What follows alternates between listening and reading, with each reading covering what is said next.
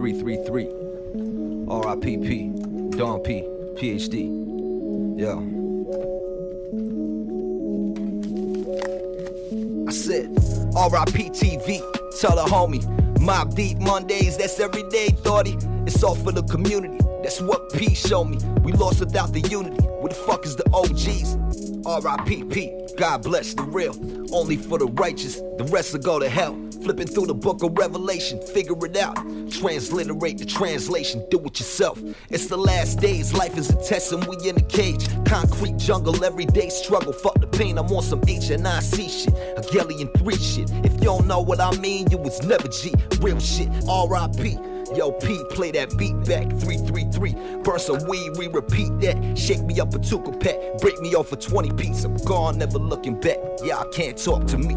RIP TV, tell a homie. Mob Deep Mondays, that's everyday, thoughty. Oh, peace, deep and weed. Bring the skilly, pour the Hennessy. Searching for some inner peace, couple hundred G's. Deadly weapons and some weed just for you and me. Yo, welcome. What the fuck? You ever seen iTunes skip before? What the fuck was that shit right there? That was odd. Anyway. Back like a spine, everybody, and welcome to Gray Matter. It is the offseason kickoff. And, yeah, I had to take a week off. It is what it is, but we back.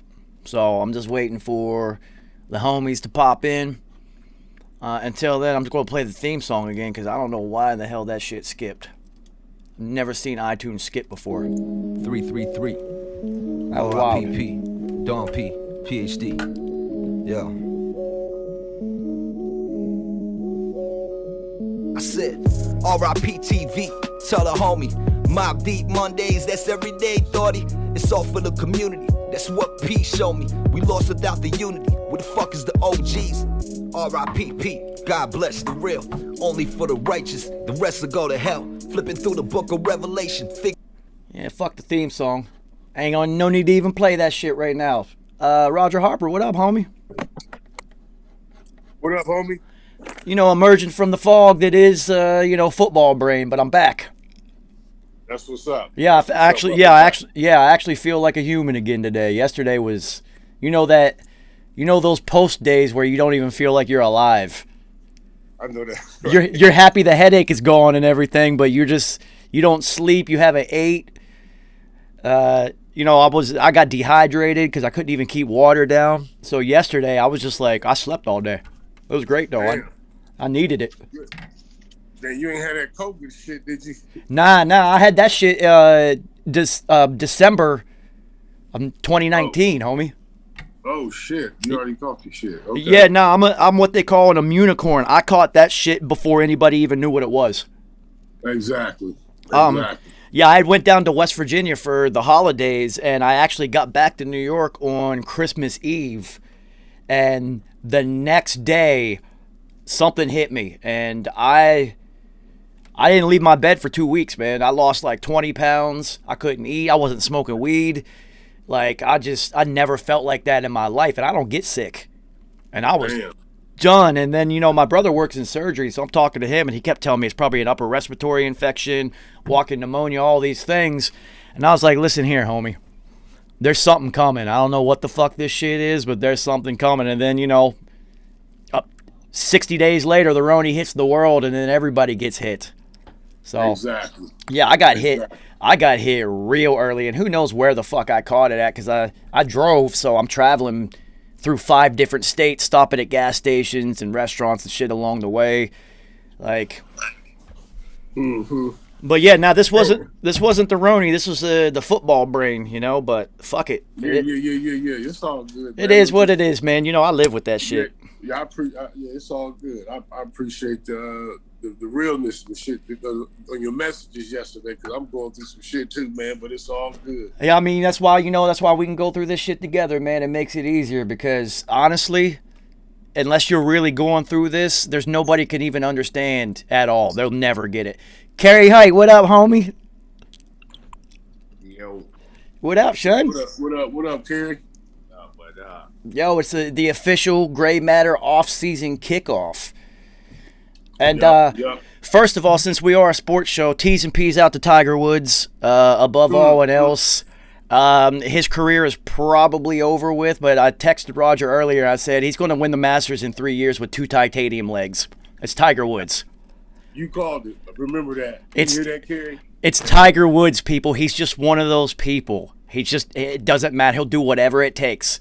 And if you guys know anything about golf, the Masters is the only major tournament that's played at the same golf course every single year, no matter what. So course knowledge is above all. There's nothing, and that's how he won the last one. He knew the course better than all those young kids, and they all went to the water on 15, and he knew to throw it to the center of the green and just have a 2-putt. So, yeah, T's and P's to Tiger Woods. I saw the wreck footage. Terrible. Yeah, it looked pretty rough. 7 o'clock in the morning. I wonder what he was doing that early. I don't know, but they said he has multiple fractures in both of his legs. So yeah, I heard that too. I heard that they're shooting. Yeah, he was shooting something for the Golf Channel because he's not even playing golf right now because he's still he injured his back playing in that tournament with his son. Yeah, he just had surgery 2 weeks ago. Yeah, so and I'm hoping he wasn't on no pain medicine, and you know how he was the last time with that shit.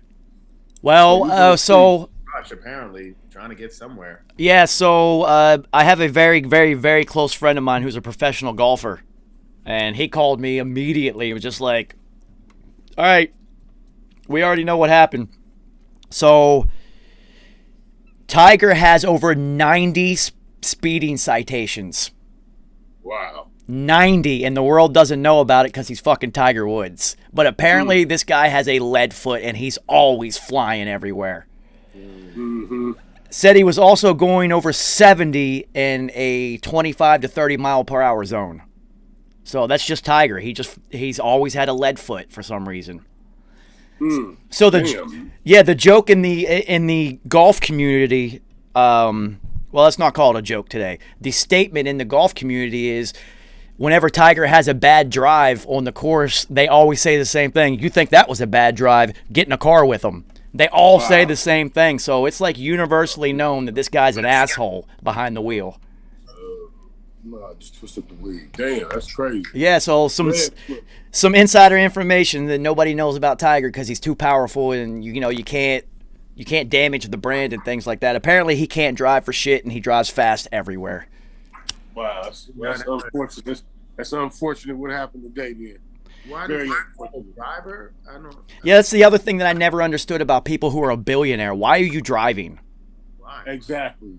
I know he got a new car, 2021, that keeps it on the road and stops if it's crossing the line, and he's got to park himself and takes out to dinner. And on top of that, it's not like he's out here driving an Enzo. It was a Buick. He's sponsored by Buick. He gets free cars. It was a fucking brand new Buick. He wasn't like going 175 around a turn drag racing. That's what I'm saying. Like, the only time I would get behind the car then is if I'm in a toy and I'm just toying around. Other than that, what am I driving for? For what? Why? When when you're that big of an entity, your time is so valuable that you'll be in the back working on your phone the whole time. You're too busy to drive. Exactly. So, but T's and P's out to Tiger, man. You hate to see that. I was thinking about it when I was walking back from the store talking to my homie.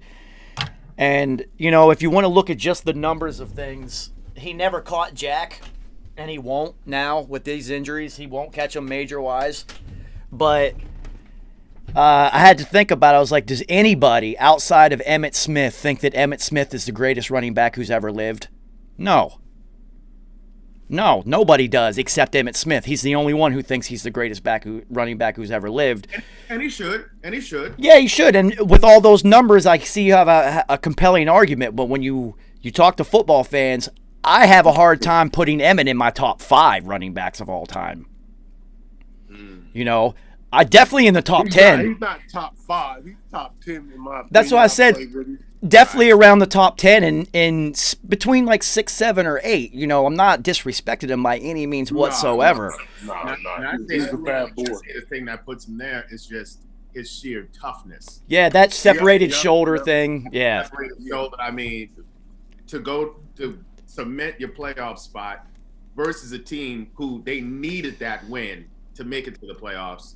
The last game of the season, I mean, and you have a playoff run ahead of you, and to still put it on the line. I mean, oh yeah, his toughness isn't questioned, but I can just go through a list. If you just want to go off an eye test, everybody's going to say Barry Sanders just because it was Barry Sanders. But realistically, Jim Brown. We're real football fans here. Jim Brown is the best running back we've ever seen. He's the most dominant running back we have ever seen. And Walter Payton, Barry Sanders, Adrian Peterson, I know it's probably not going to be popular for especially the young folks, but Gale Sayers. You took it out my mouth, buddy. Gale Sayers. I wore number 40. He was the reason why I wore 40.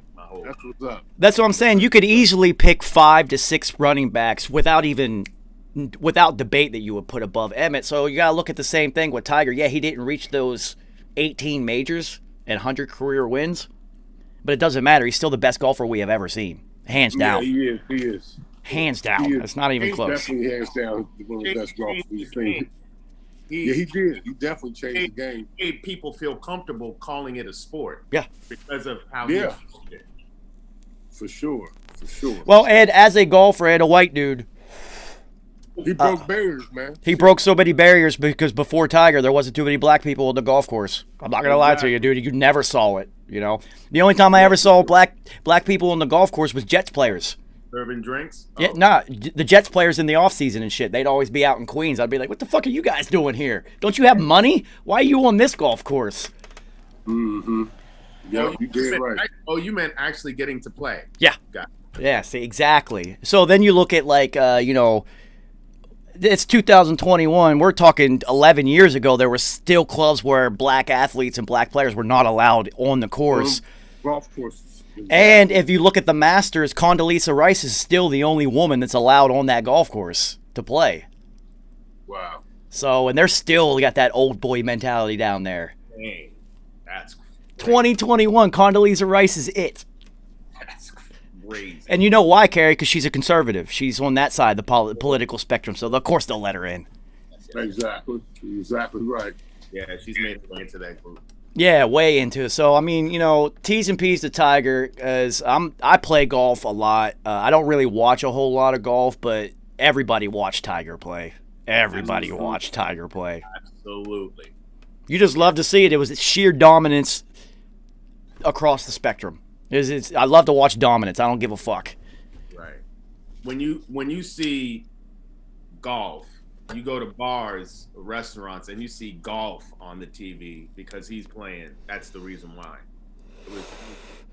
Even my mom used to do it. If Tiger was playing on a Sunday, my mom would watch. Yeah. You want to see what is up, what this cat is going to do. You was must-see TV. Well, I mean, one of the things with sports that we like so much is we get to see people do the things that we're incapable of. Sure. Right? It's like a fantasy almost. Like, you watch somebody. I watched, Carrie, I'm sure you saw it, DK Metcalf, that windmill dunk that he threw down the other day. He put his whole elbow into the rim. And it's just like without any effort whatsoever. I can't do that. It's incredible to see that shit. And I see that, but that's the freak shit, right? Freak shit. He's a freak of nature. Conversely, I saw an overweight 40-year-old try to dunk. I don't even think this man dunked once in his lifetime, but he turned 40 and it was overweight and said, today is the day I'm going to dunk. He ran up to the rim with the ball, slipped, didn't even get to jump, slipped, fell. His arm went from going this way to the opposite way. And he broke his leg, too. And he broke his leg. Yeah, he broke his leg and arm. Yeah, because Pat McAfee had him on the show and they were making fun of that shit. I've heard that. Well, 40, my friend. Yeah.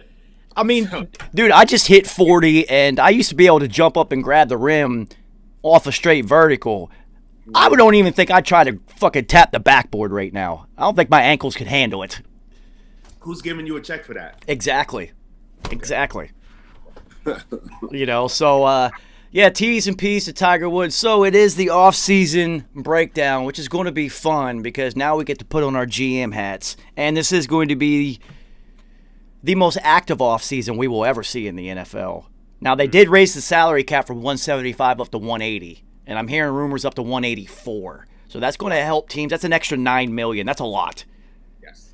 Especially the way they maneuver contracts, that's 2 to 3 players Contract that can really help you out. Key linemen. You know what I mean? A rotational tackle. It's going toward the line. It's going toward the line. You know, you can get a rotational tackle or, like a dime. You're not going to get a nickel for that cheap. But, a backup secondary, somebody that's going to contribute. Just look at it. Do you not think Kansas City could have used some extra linemen during the SB? Hell yeah. Of course.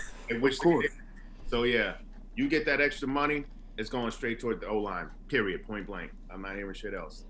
Yeah, so before we, for those who are going to watch this, and all you sports analysts that watch our motherfucking show and don't give us credit, don't act like I don't know, because we say shit weeks before you fuckers say shit. And we catch it all the time, you assholes.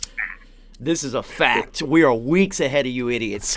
So before we start breaking down each team, which this week we're going to break down the Jags, it's clear today was the first day that you could franchise tag people. So today is officially the first day of the offseason. So it's good that we started today. Mm-hmm. So we definitely have to talk about that first. So we'll just open it up. Clearly, the glaring one is Dak Prescott. Are they going to franchise tag this guy? $37 million if they do.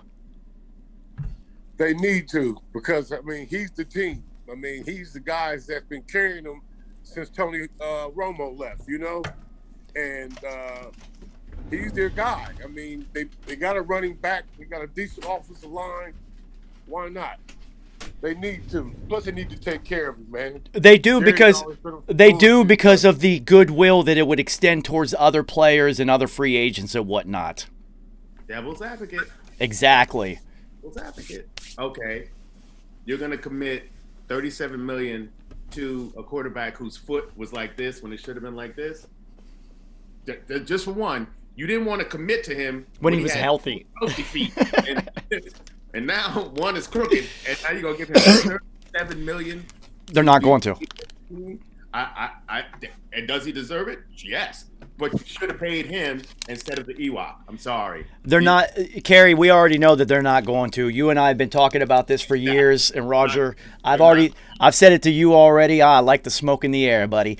I've said it to you already, and this is coming from the straight Caucasian prism. Jerry Jones does not like black quarterbacks. I don't give a fuck what nobody says. No. You're right. You're right. He does not like black quarterbacks. Didn't like Quincy Carter, and Bill Parcells was trying to make it work just to spite Jerry Jones. Yeah, 100%. Now, Kerry, we do have some Jerry Jones experience in our forum here because Roger Harper has got some goddamn Jerry Jones experience. Oh, definitely. My very first experience with the motherfucker. I didn't tell you guys. I had a Dallas Cowboy representative at my house with a jersey. We talking first round, supposedly, and right before they pick, they tell the guy that's at my house waiting with the jersey. He was like, "Hold on." We're sitting there with my family. He leaves, walks out the front door. I'm on the phone for a while. He comes back in. He was like, "I don't know what happened." He said he just traded their first round pick for 2 second round picks, and I got to go. And he left. Because they knew I wasn't going to be around. But that was my first experience with. And when I got traded to the Cowboys, I went to the office with him.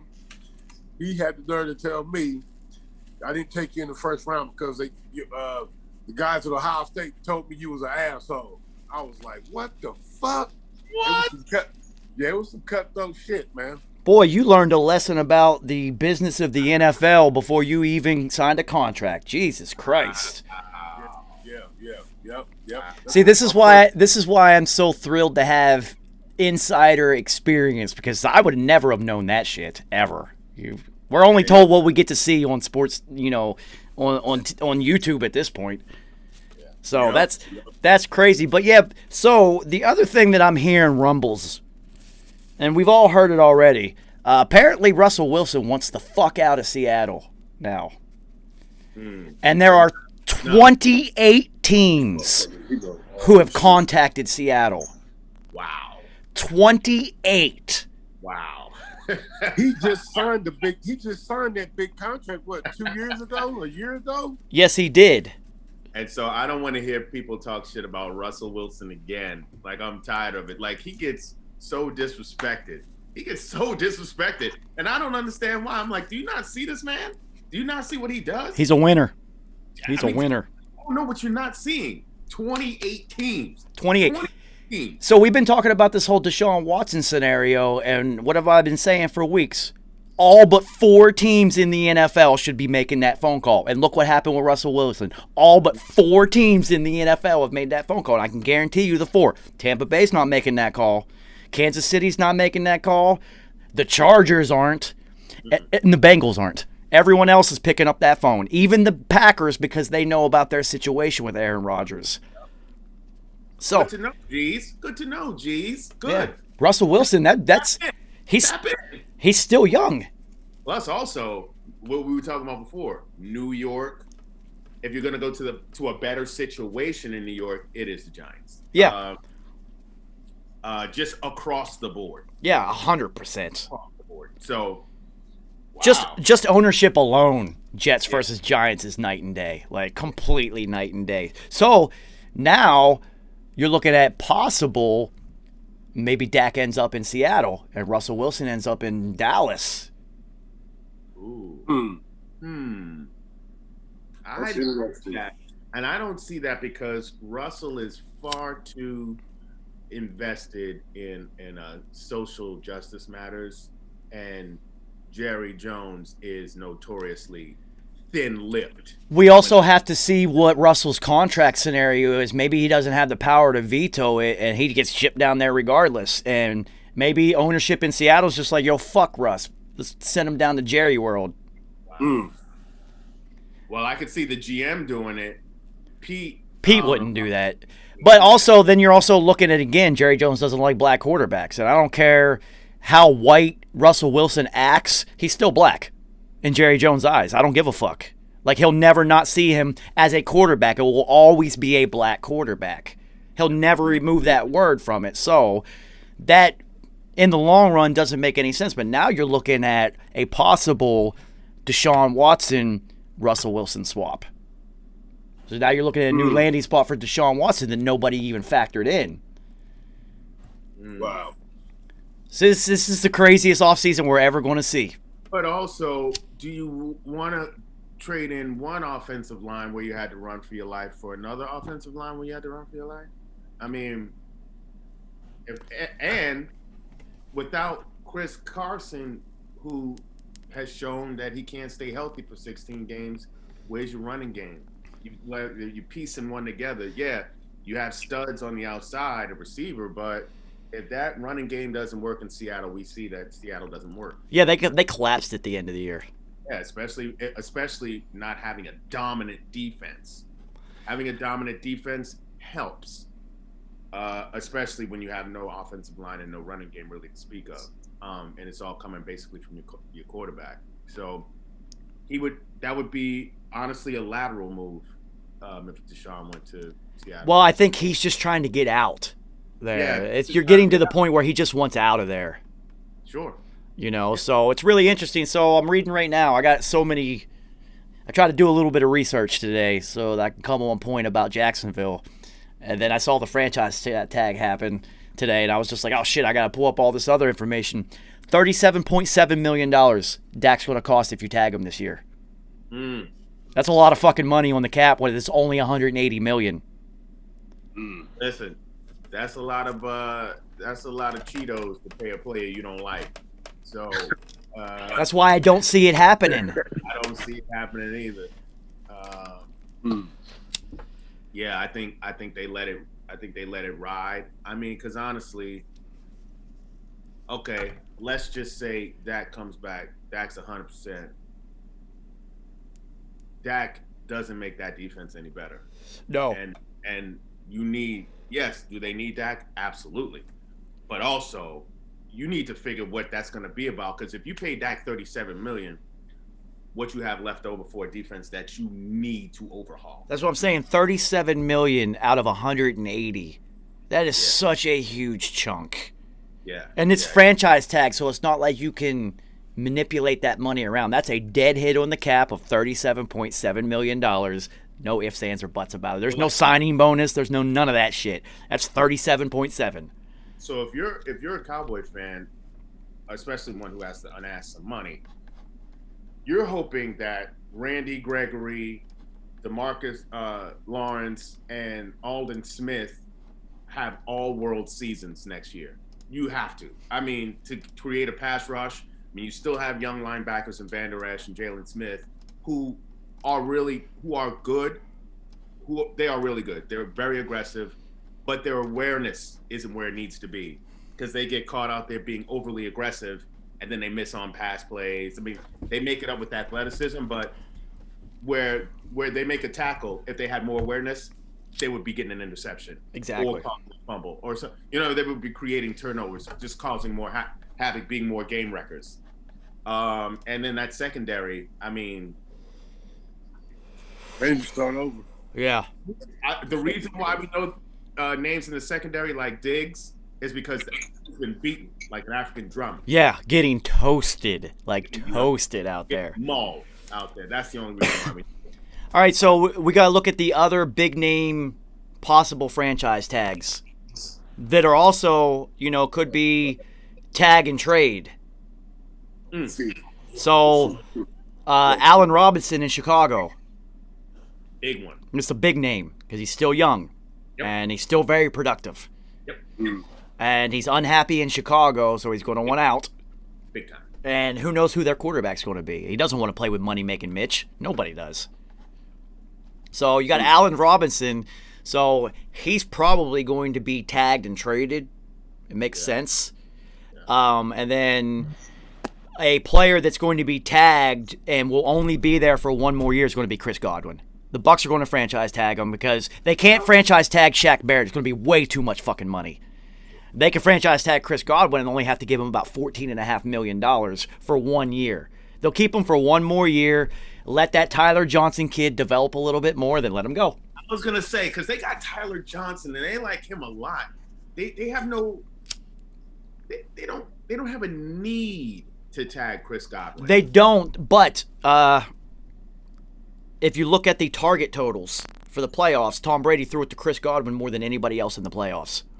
So he does trust him. And with Tom, trust is everything.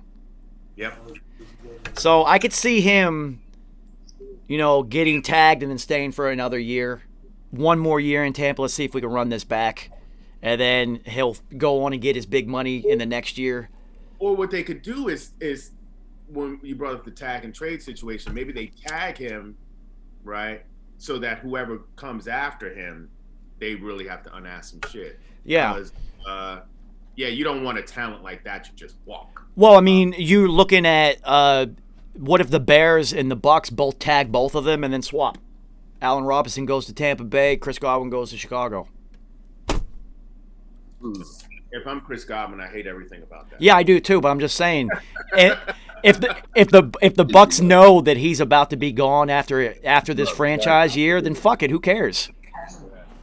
You're interested in making sure that Chris Godwin is happy when he's out of Tampa. Everything about it. You mean to tell me I gotta leave Tampa to go where? To play with who? What? So then it seems like a lot of receivers might get tagged this year. Kenny Galladay is next in Detroit. Be the tag of the receivers, this year. Well, because if you look at the franchise tag, the cap hit for receivers is between 14 and 16 million, depending on who it is. So that's not a huge hit in today's NFL. So it seems like, because that tag, man, and you guys know, if you get tagged more than once, it just goes up. And that's why Dax is 37.7, because he got tagged last year. Which is why no matter how you feel about Captain Kirk Cousins, he's in the Hall of Fame of contracts. Him and Revis Island. No, Revis is the king of contracts. He's the absolute, he's the GOAT. But Kurt's like, oh, you want to tag me? Tag me again. Oh, you want to tag me? Tag me again. Like he was taking all that tag money to the bank. So. Oh yeah. So then you're looking at another player, number 6 on the list, Justin Simmons from Denver, who was a second-team All-Pro. Oh, it's good safety. Good young. Still young. Going safety, but he got tagged last year. And his tag hit was $11.4 million, but it's only going to jump up to $13.7, so it makes sense just tag him again. Just tag him again. It's not a big deal. Yeah. If Denver can figure out their quarterback situation, they actually have excellent skill players. Young receivers. Cortland, their best receiver, Cortland Sutton, was out. But I think in a way, that was a blessing for them because now you got to see more KJ Hamler. Jerry Jeudy did have an underwhelming season, but, he had a lot of wow plays, though. A lot of plays where I was just like, oh, boy. And also, receiver, and especially at his size. When you're a monster like DK Metcalf, Mike Evans, you're going to get off. You're just going to get off. Or if you have blazing speed, or you're just like an otherworldly athlete like Odell Beckham. Or Antonio Brown.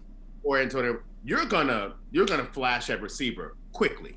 But history shows it takes a good 2-3 years to acclimate yourself to the game. So Jerry Jeudy fans need not so a monster route runner, and he has excellent hands. If you think about it, why it's so difficult for that transition, it's because college coverages are very vanilla.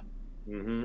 And when you get to the NFL, everything is masked. Everything is multiple. It might be man and zone. It might be a transitional zone. Like it's so complex. You got option routes, and if you're constantly switching with a quarterback, and the quarterback and receiver don't have that feel, he thinks you're going to break inside. You break outside. That's interception all day. Interception, and Kerry, you also know once you step up to the big boy league, those jams at the line of scrimmage are for real. No, yeah. It's like a damn near face for fight. Yeah, exactly. It ain't like that in college. I don't care. Nah. So Kerry, looking like you guys might try to end up tagging Leonard Williams. Which, wow. I mean, good for him. Because when we first picked him up, I was like, come on, Leonard Williams. He couldn't even do shit with the Jets. What are we going to do with him? And those first few games with the G's, it just he still had that he had that Jet stank on him. But this year, shit. I mean, I would say that he was the MVP of the defense. He was, but this is funny. This is why I like doing a little bit of research. He got tagged last year. Mm-hmm. So you're looking at the accelerated franchise tag hit. So his tag hit this year would be $20 million. He did get tagged last year. So it'd actually be more beneficial contract-wise for the Giants to just sign him to a long-term deal. Exactly. 3 to 4 years, something like that. And he knew that. Yeah. This was a show-it year for him, and he did. So now the only thing you hope is when he does get his money, because he will get his money, that he then continues to play that way. Because we saw, he was looking like USC. Yeah. Leonard Williams. I was like, oh, man. He's looking like the Leonard Williams that Nice always wanted him to be for the Jets. You have something like that now. It's looking like they may go edge. They're either going to go edge rusher or receiver. I say go edge. Yes, are there fantastic receivers out there? You can get them. You can get them in the later rounds. Go edge right now if you feel like someone can make a difference, because if you do not put the opposing quarterback on his ass, I'm sorry, you just lose games. Lose games in this league, no matter how mediocre the quarterback is on the other side, because they made it there for a reason. You see what I don't even remember his name, the backup from Cincinnati, who single-handedly beat Pittsburgh by himself, just running the rock. Yeah. I don't remember his name. I keep wanting to say Ryan Finley, but it was actually his backup. It was his backup. Yeah, right? it was the third quarterback. Or was it Ryan Finley? No, it was not. It was no, because the backup was the kid out of Arkansas, Brandon something. So Ryan Finley was third. So it was Ryan Finley. So look at Ryan Finley getting busy out of nowhere. What he played at NC State or something like that? I don't even know. Who fucking knows? We're not Ryan Finley fans here, so if Ryan Finley, if you see this, don't get offended. Point is, you made it to the league and you won a game being the third string against a team that was supposed to go to the Super Bowl. Yeah. Get out the first round of the playoffs. All right, so then you're looking at a list of players that could possibly get tagged, but it just doesn't make any sense. So Shaquille Griffin in Seattle, that's a corner. It's too expensive to tag a corner. They're too expensive. Especially if you're not Revis. It's too fucking expensive. And there's no Revises playing right now. There's none in the league. There's some really, really good corners, but there is nobody that is erasing whoever they play against every time. Unless you're Randy Moss. I mean, the closest you could say is Jalen Ramsey. Yes, but they're not going to franchise tag Jalen Ramsey. They already gave him $140 million because that's how rare real lockdown corners are. Especially that big and rangy. Jalen Ramsey that's a physical freak. Willing. Yeah. Like he wants the smoke. Yeah, it's all like of it.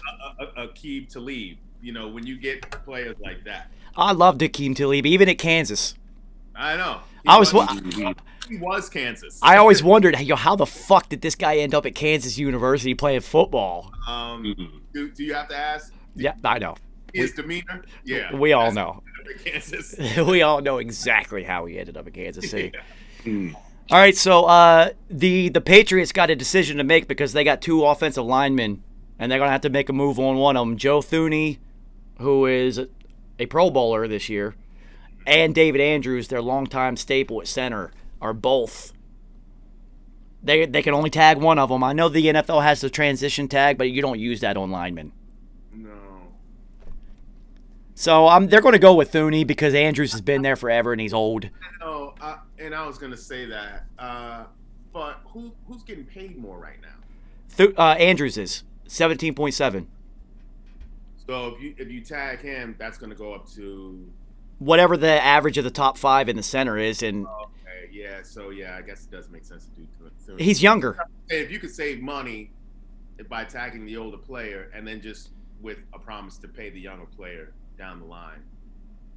Well, you got to think. You guys got to remember about David Andrews. He had a blood clot, and he missed an entire season because of that. So, blood clots aren't something that you just fix, and it's not. You don't ever have to think about that ever again in your future. So, is he even going to be available in the future? So that's, to me, if I'm Robert Kraft, I'm just like, see you, buddy. Well, they to make the decision at that position anyway. Yeah. To get younger. Yeah. Well, I mean, that whole team has to make a decision. They've, after watching what Tom just did, they got some soul searching to do. Curtis Samuel in Carolina. Which, he's interesting because when he got healthy, and here's another thing where injuries are key in multiple ways. If CMC doesn't get hurt, we don't really get to see the evolution of Curtis Samuel. They started putting him in the backfield because when he was at Penn State, he ran out of the backfield multiple times. So he lined up back there as a running back. So they used him in gadget plays, reverses, wildcat. So now Carolina showed, and he thrived. Yes. To the point that their number one receiver was like, yo, am I going to get the rock? What's up? Yeah, made everybody think Teddy Ballgame was getting busy down there. Yeah. So, I mean, Curtis Samuel now presents up, but again, he's one of those guys like a Tavon Austin, a Percy Harvin, with less speed, than those guys, but gadget plays. They're just football plays. You put them out and you figure out ways to get them the rock, and you're going to have positive results. Lord have Percy. Good God, do I wish his career would have panned out. That guy was incredible. Incredible. Literally like a video game. It was like Madden in real life. You have guys that fast, they're not also usually that strong and willing to take on contact where Percy was. Yeah. Yeah, but it's just his chronic migraines and whatnot really hampered his career. And trust me, I get it, homie. So I get, but yeah, Percy, good. Got me a nice. All we used to say is, Lord have Percy, because that motherfucker could play some football. So you're looking at Jonnu Smith in Tennessee. That's also up. Ooh, interesting. But they got Fisker. Remember, he got busy towards the end of the year. He did. Jonnu just offers more. Yes. You know what I mean? as just like as an athlete at that position, because he's another one that they line up in the backfield. Wildcat. They could do a bunch of shit with him, and he's a damn tight end. But you know what? I'm looking at his numbers. He is yet to hit 500 receiving yards in any of his 4 seasons in the NFL. So they're not even utilizing him. Right, but it's a combination of injuries and then him being a young player that they hadn't figured out yet. Look at Herb Smith in Minnesota. Young guy, they hadn't quite figured out how to use him yet. Plus, they had Kyle Rudolph there. But and we have to remember, when Jonnu got there, Delaney Walker was still there. Delaney was the man. Yeah. So I feel like now would be the time it should be fully transitioned to Jonnu Smith. So I think you would want to keep him and pay him. You would, but you also look at the offense that he's in. You've got A.J. Brown, Corey Davis getting busy, and then you've got King Henry in the backfield. So, like, how many touches is Jonnu Smith actually even going to get? So that failed to reach 500 yards is not even his own. That's not a product of his own making. That's a product of circumstances. I mean, I get that, but also take Tampa as your example. And I said, what I say about Gronk, I said, ooh, I see flashes of old Gronk coming. And if old Gronk gets it together, trust me, he's going to be a monster and key to them. And what do we see down the line? That's what he became. You still have Mike Evans, Godwin, and 2 stud running backs. You could make it work, Tennessee. Yeah, of course you can. Make it work. You just got to fucking make it work. Well, I mean, we also know about this is one of my favorite Gronk stories ever. The fact that this guy only worked out once a week and just changed his outfit and did all of his sprints in one day and then just partied the rest of the week and sent in the tapes on different days. It just took Gronk a while to get into football shape. Yeah. Well, of course, it's going to take you longer when you pulling that bullshit. Well, he also knew. He's just like, yo, do you see this roster? They don't need me the first fucking 10 weeks of the season. I'm good, man. But also, though, the same thing. That, like, Michael Strahan, when he finally came back for his last season, he took all preseason, all that shit off. He knew he was coming back. He knew he was coming back one more time. But he was like, listen, come on, are you serious? Do you see my game tapes? You see my film? I'm good to go. I'm going to be good to go when it's time. And he was. All right, so this thing's telling me, you know what I'm going to do, because Google sent me my first YouTube payment. So shout out to the 333 community for supporting, and I can finally fucking upgrade my Zoom.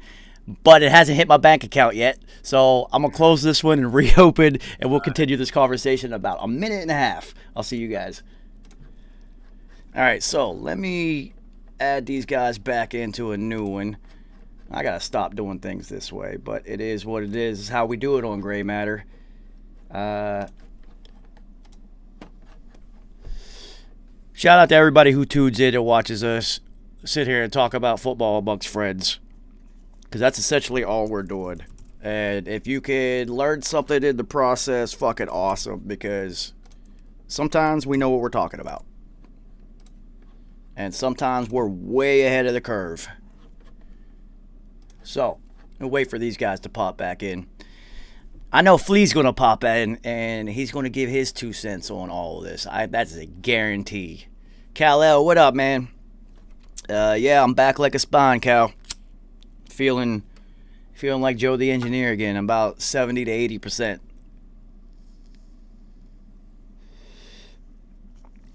And as I will always say, you got us, what up? I will always say, I appreciate everybody's support, first and foremost, helping me hold it down for P. But I also appreciate everybody's patience, because, sometimes shit happens. Look at Tiger Woods. Sometimes shit happens. I have not been smoking a whole lot of weed lately because of this migraine, but I got a whole lot of fucking roaches in my ashtray right now. What the fuck?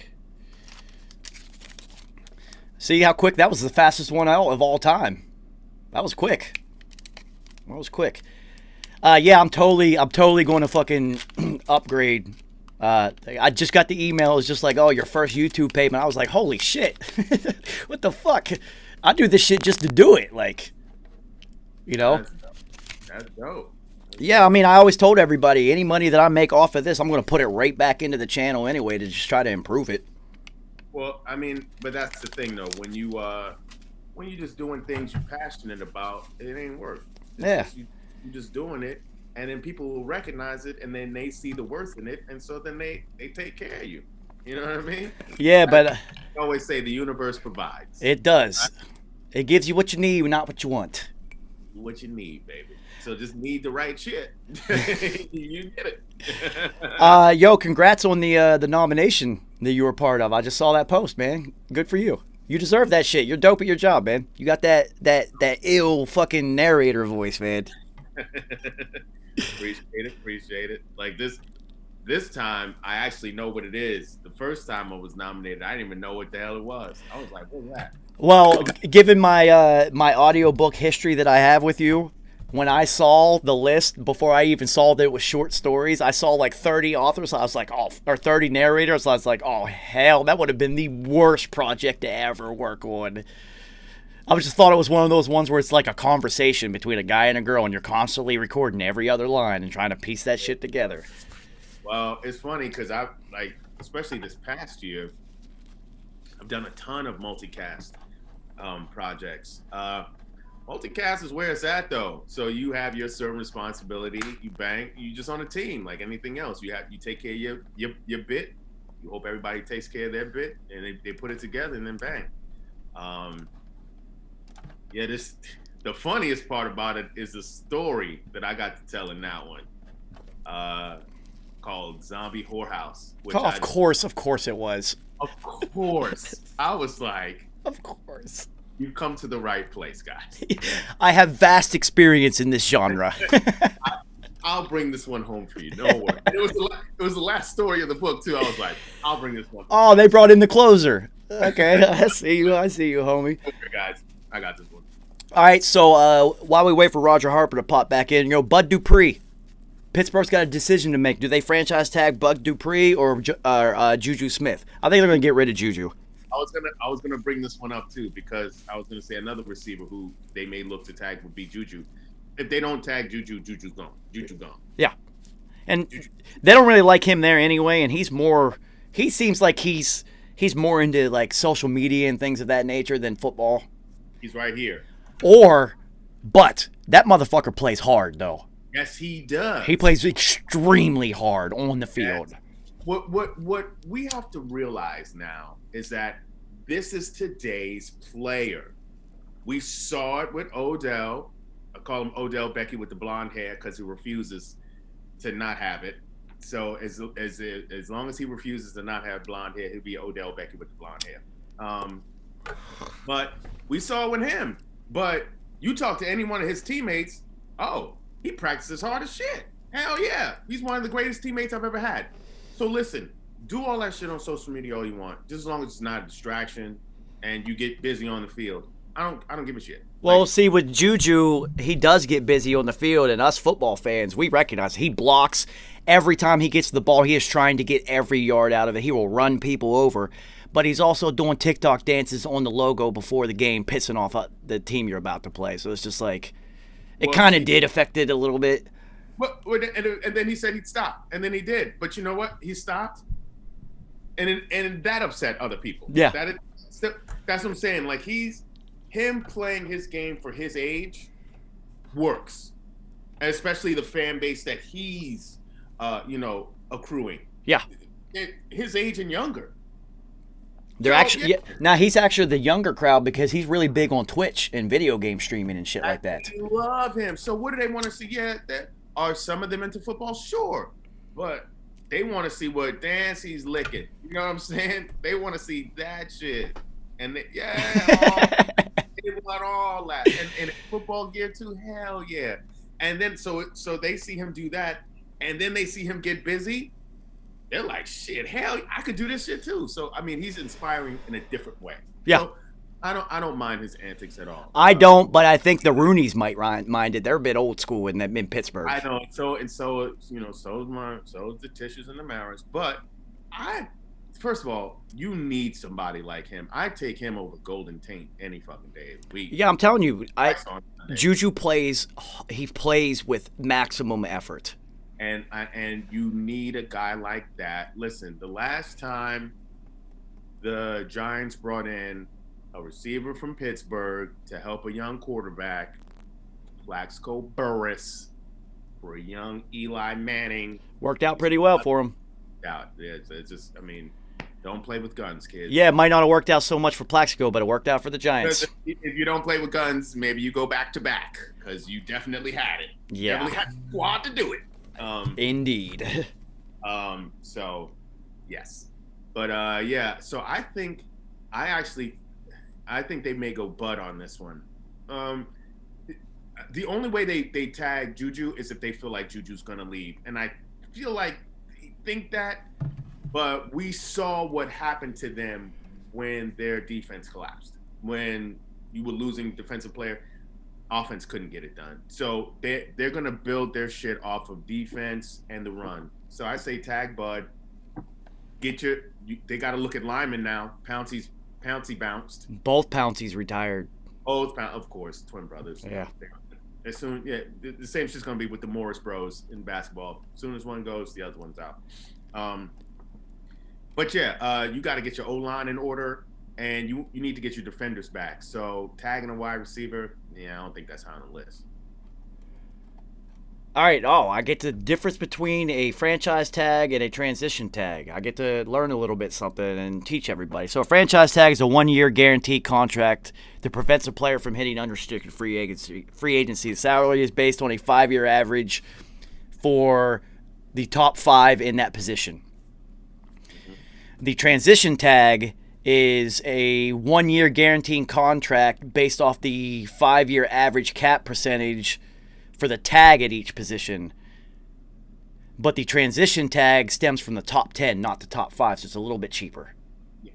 So I never really knew what the transition tag was. It always seemed like they always used it very sparingly. So it's like this. Transition tag is the side piece. Like, you cute. You serve me well on some days, but I just don't want you to go just yet because you do a couple of good things. You're right. So it says that the girl that you just haven't decided to put a ring on it yet. So it's saying that the difference is the transition tag allows players to sign offer sheets with other teams. Right, whereas franchise you cannot. And the original club has 5 days to match. So that's the transition tag. That's the only difference. That's what I'm saying. It's that side piece you deciding whether you want to keep. She just did that little tornado job on you the other day, and you like, oh, nice. All right. I'm thinking about you. Whereas the franchise tag, that's your girl. You just haven't put a ring on it yet. She's still yapping in your ear like, is this the year? You like, just hold up. Let me let daddy do one more thing. Just let me do one more thing. And I got you, girl. Even though you may never put a ring on it. Never. So, that's kind of what's been going on so far. There's been some rumblings on some possible players. There's going to be a lot of players cut, Kerry. Oh, hell yeah. There's going to be Big Ben's. They're talking about cutting Big Ben. Which they should. Yeah, 100%. He should retire. I don't know what he's doing hanging around. Should. I'm saying the same thing about Drew Brees because I was confused when they said he was willing to lessen his salary. I'm saying, Drew, you retired. What you mean lessen your salary? You're already gone. Yeah, but you're already gone. You know how hard it is to actually hang it up, though. And he's a better QB than fucking Ben. Yeah, career-wise and at this point in their careers. Right. And I'm saying, Drew, yeoman's work, my dude. You did that. Listen, you brought a chip to post-Katrina New Orleans. You said you gooch for life. You are a first ballot Hall of Famer, no questions asked. Gooch for life. So, you know what I mean? Like, and he will be in the argument in a top. He will be in the top 10 all-time quarterbacks in a lot of people's list. Off the sheer numbers alone. Yeah. And after putting the majority of those numbers up, after his shit was like this. Yeah. So, I mean, yeah. And I don't care. You went to the Aints and brought them a chip. Post-Katrina, for fuck's sake. Exactly my point. Y'all were the most exciting offensive team to watch. And when you went to the Dome, that was the Terror Dome. The Superdome, Terror Dome. Well, I got goosebumps thinking about how that shit used to rock back then. It was, I mean, like you didn't get victories at the Terror Dome. and dude, those all black uniforms looked awful good in that dome. Come on, man. I mean, he made Reggie Bush viable again. We were like, oh shit, this is what Reggie could look like in the league. Marcus Colston had a career coming out of Hofstra, people. Coming out of Hofstra University, and was a beast for about 5 years. Yeah. A beast. He's like Michael Thomas's older brother. It seems like, because they're both slow and just possession receivers that just put up huge numbers. But how do you stop them? You couldn't. Not especially with the quarterback who's that accurate. Devery Henderson doesn't have a career outside of the New Orleans Saints. I mean, he could, but not the career that he had. You know what I mean? So, yeah, man. And to think about it, to think about all those great teams that they had, none of them really had a dominant defense. Nope. None of them. You had players. Not a dominant unit. Malcolm Jenkins, no, not a dominant. Will Smith, R.I.P. How you get murdered in the city you help bring a chip to? Because that's how petty motherfuckers are. Christ, man. Over some traffic bullshit too. So ridiculous. But anyway, yeah. So you had players, but never a unit. Man, if you put a defensive unit, behind what Breeze was doing and Sean Payton was doing with that offense, shit, New Orleans would be in a whole different conversation. So we got some things that have happened over this last week that we took a vacation. Mike Iupati is retiring. Mm-hmm. That's a 4-time Pro Bowler and a staple in the O-line in the NFC side of football. Yeah. So what you're saying is the Seahawks line just got even weaker. Even weaker. That's why we're once out. Yep. You know Sierra's in his ear this whole time, too. Like, I fucking told you. She's like, baby, for real? Tom fucking Brady is 43 years old eating avocados in every meal. Are you serious? You see how low I can drop it? You think I want to drop it low in Seattle? Fucking throwing Lombardi trophies from boat to boat. Lombardi trophy, and you see the daughter of the guy who designed it. Yeah, shut the fuck up. Shut up. You disrespected my daddy's design. No, your dad's design just became more famous than it ever did before because no one had ever had the balls to do something like that. And let me tell you something.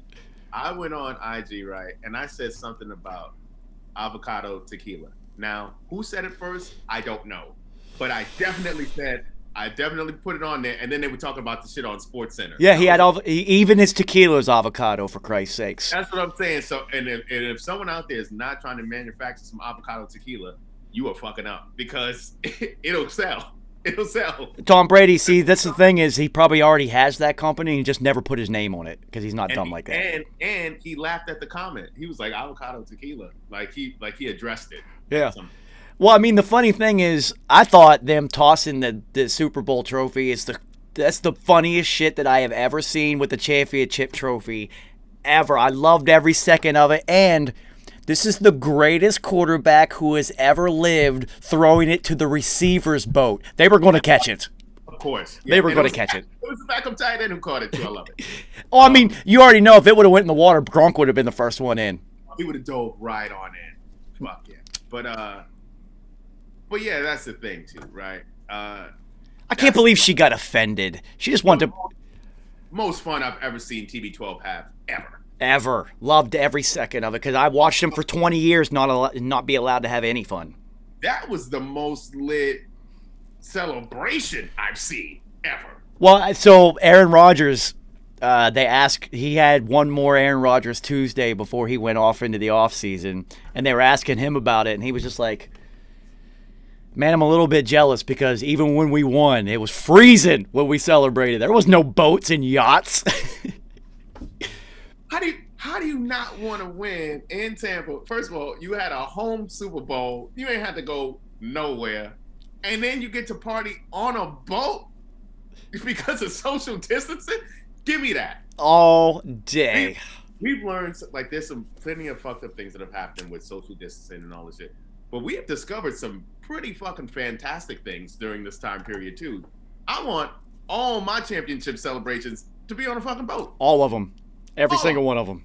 That's it. It's done. What's this ticker tape parade shit in the streets? Get that out of here. So we were making as a Patriot surrogate and actually getting to witness multiple Super Bowl celebrations. I mean, the Patriots did the boat thing too. They did those stupid ass duck boats up that dirty ass river in Boston, and then it goes into the fucking. Then they drive them right onto the street and into the fucking parade. It was freezing. I don't give a fuck. It's freezing in Boston. Terrible. What a terrible idea. You got like two players riding in a giant duck, looking like Danny DeVito in Batman. You know exactly which scene I'm talking about when he's in that duck thing. Michelle Pfeiffer was a dope Catwoman, but that movie was bad. So big thing to talk about because Roger Harper will not be joining us. Maybe later. He's on a NFL official NFL flag football referee certification meeting right now. So the hat. Yeah, go do your thing, Roger Harper. We'll always be here, man, and we might be here long enough that you might be done and come pop back in, homie. No, I'm saying, and also like, look, if they looking for players, I'll give you a play. You know, I'll give you a play. I'll design one. I'm not running no more. I'll be open in the back of the end zone. Trust me. So the biggest thing to happen so far, we kind of knew it was going to happen. It was too easy for it not to. Is Carson Wentz going to Indy? Carson Wentz. I knew it. I knew it was going to be Carson to Indy. We knew it though. Frank Wright was already there. It's the only place he could have gone. We were playing with like fantasy scenarios. I would have loved to see Deshaun go there. That would have been so super. They would have won Super Bowls. Absolutely. But we have to. So there's two things that I found hilarious, and also I think the first thing. Well, this is not the hilarious one. Carson Wentz has a true opportunity to resurrect his career in a major way. Your offensive line is set. Your running game is set. Defense is stacked. It's stacked. Yes, they do have about 11 free agents. But as I'm looking at the free agents, you have Mo Alley Cox, you had T.Y. Hilton. On the offensive side, you won't really, even if you lose T.Y. Hilton and Mo Alley Cox, that doesn't hurt you at all. T.Y. only showed up at the last 4 games of the season anyway. Exactly. And you got Michael Pittman Jr., who I'm telling you, watch, this kid is going to be fucking legit. I don't think so because we know this fucking Carson, what's his name? Carson Wentz is a terrible teammate, is what all the rumors we hear. And you saw what Michael Pittman said. I'm not giving him number 11. I don't give a fuck. That was it. That was the hilarious one. Michael Pittman was like, I'm number 11. I don't give a. And then Wynn says, well, I was thinking about changing my number anyway. So I was like, oh, this doesn't bode well. But no. You got to throw to your stud. I don't give a shit. And we've all... Frank Reich is your coach, and he's going to be like, you see that kid Michael Pittman? You will throw him the ball. Well, we've also seen Carson when pre-injury, when he was on a pace to win an MVP, and I was just like, this kid's next. He's the next one. He is incredible. And he's with the guy who he was working with where he was at that point. So he has an excellent opportunity, more so than in recent memory, more so than anyone else I can think of, where you get cast out of one place and you end up in a far better place. Yeah, how often does that happen? With an opportunity to be their starter on a team that's ready-made to go to the chip. Listen, it's all laid before you. If you fail, it's on you. And it's the same thing that we were saying about Matty Stafford. Like, listen, you've never had a defense like this, not really. You have all the offensive toys you need. You have a competent head coach, right? You're in fucking LA. You're out of the D. Yeah. It's no longer cold in the D, homie. So now what? We looking at you the same way. Now what? If you fail, it's you, my friend. In the ultimate team sport, you will be the weak link. Because that's what it was. It was quarterback. But you have to look at the social end of it. Matthew Stafford is universally respected in the NFL, and Carson Palmer seems like he don't have no friends. I mean, Carson Wentz. I keep calling him Carson Palmer. Carson Wentz. Carson Palmer didn't have many friends either. Yeah, but then he fixed it. Yeah, he did. Yeah. Very similar. I didn't even think of that. Those two Carsons had a very similar kind of career arc to start so far. Right. Well, yeah. Except when Palmer went down, it was knee injury. Yeah. In the playoff game. Yeah. He took them there. So he at least got to taste it. Whereas But also, that Cincinnati team, those defenses were loaded back in Marvin Lewis's days, so they were perennial playoff teams. Well, I mean, you had Hushmanzada, Chad Johnson, they were loaded. Hushmazode. Yeah. And, well, did they still have, was Dylan there? No. No, he was gone already. Yeah. They had Cedric Benson for a minute. They drafted Cedric Benson. That didn't really work out. And then he went to Chicago. Yeah. Well, no, I thought. Wait. No, I thought he got drafted by Chicago, and then ended up in Cincinnati. Drafted by Chicago. Okay. Then he went. He actually had a couple decent seasons in Cincinnati. Yeah, but when you're, drafted that high up and you don't produce instantaneously, it always looks like a disappointment. Oh, absolutely. Yeah. No, Thomas Jones actually got more busy in Chicago than Cedric Benson. Yeah, I met Thomas Jones before. Post Patriots Jets in the Meadowlands, and that's when he was dating Megan Good. Megan Good, talk about some fucking guns. This guy had tree trunks for arms. Yes, he's what? It surprised me how short he was, though. Yeah, he's only a little bit taller than me, but he clearly weighed about 80 more pounds than me. And very nice guy, very soft spoken, and an actor now. He was in the Luke Cage joint on Netflix. What's funny though is like I'm not just I just happened to be back in the players like parking lot and whatnot, just hanging out. And Brett Favre's brother was there because this is when Brett Favre was playing for the Jets. And Brett Favre's brother looks exact. I thought it was him. I was like, "Was that?" Yeah, it looks exactly like him. But then I also sat during the game. Megan Good was right beside us. And dude, you can't stop looking at Megan Good. He was trying to holler. Be honest, he was trying to holler. I mean, come on, it's Megan fucking Good, dude.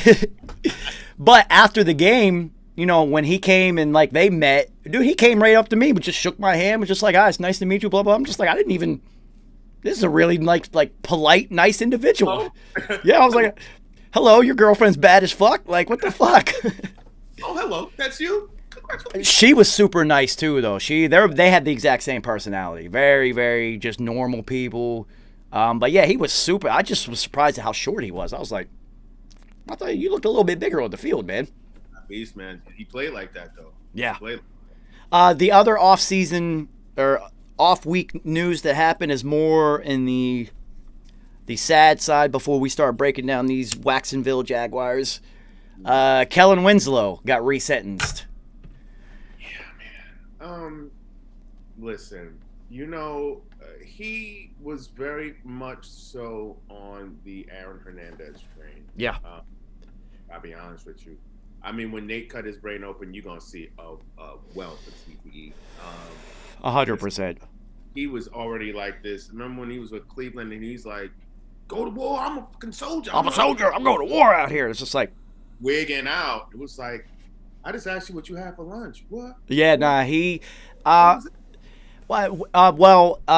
remember watching him play against WVU when he was at Miami, and boy, that was one unstoppable tight end. Oh yeah. You just looked at him and was just like, "Oh, he's going to be his dad again." But then, as soon as he got to the league, you saw that the mental capacity was not there for it. He had like the physical traits. Like you saw some games, and you were like, "Oh shit, his daddy couldn't do that." But then again, his daddy was locked right here. He was locked in, whereas his son just was not. Like you raping like homeless women, disabled people and shit. He's really fucked up. He's really got issues. But they resentenced him. Now he's got 14 years. It was like 27 or whatever. So they basically cut that time in half. But I'm looking at his picture right now. I can see it in his eyes. Yeah. I know that look because I just had it for the last 10 days. I saw the look in the mirror every time I looked. I was a whole different person. Carrie, I even walked different. My physical gait was different. It changes you into a whole different person. Absolutely, man. And if you're not self-aware enough, and I'm not saying like I've got it all figured out, but every time I go through one of those instances, I'm self-aware enough to know what it is. So therefore, the things that come into my head, I'm not going to act out on them or anything like that. It's just like football brain, whatever. Time to roll up, smoke another blunt, take another nap. It is what it is. I'll get through this, But yeah, I can see it in his eyes. The eyes never lie.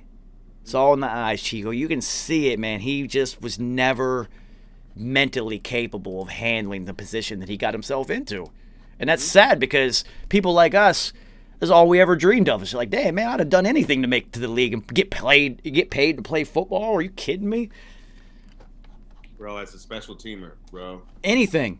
Looking at Matthew Slater, my guy was always Raina Thompson, 21 for the Giants. Raina Thompson was a special teams monster. I always respect the special teams because of guys like that.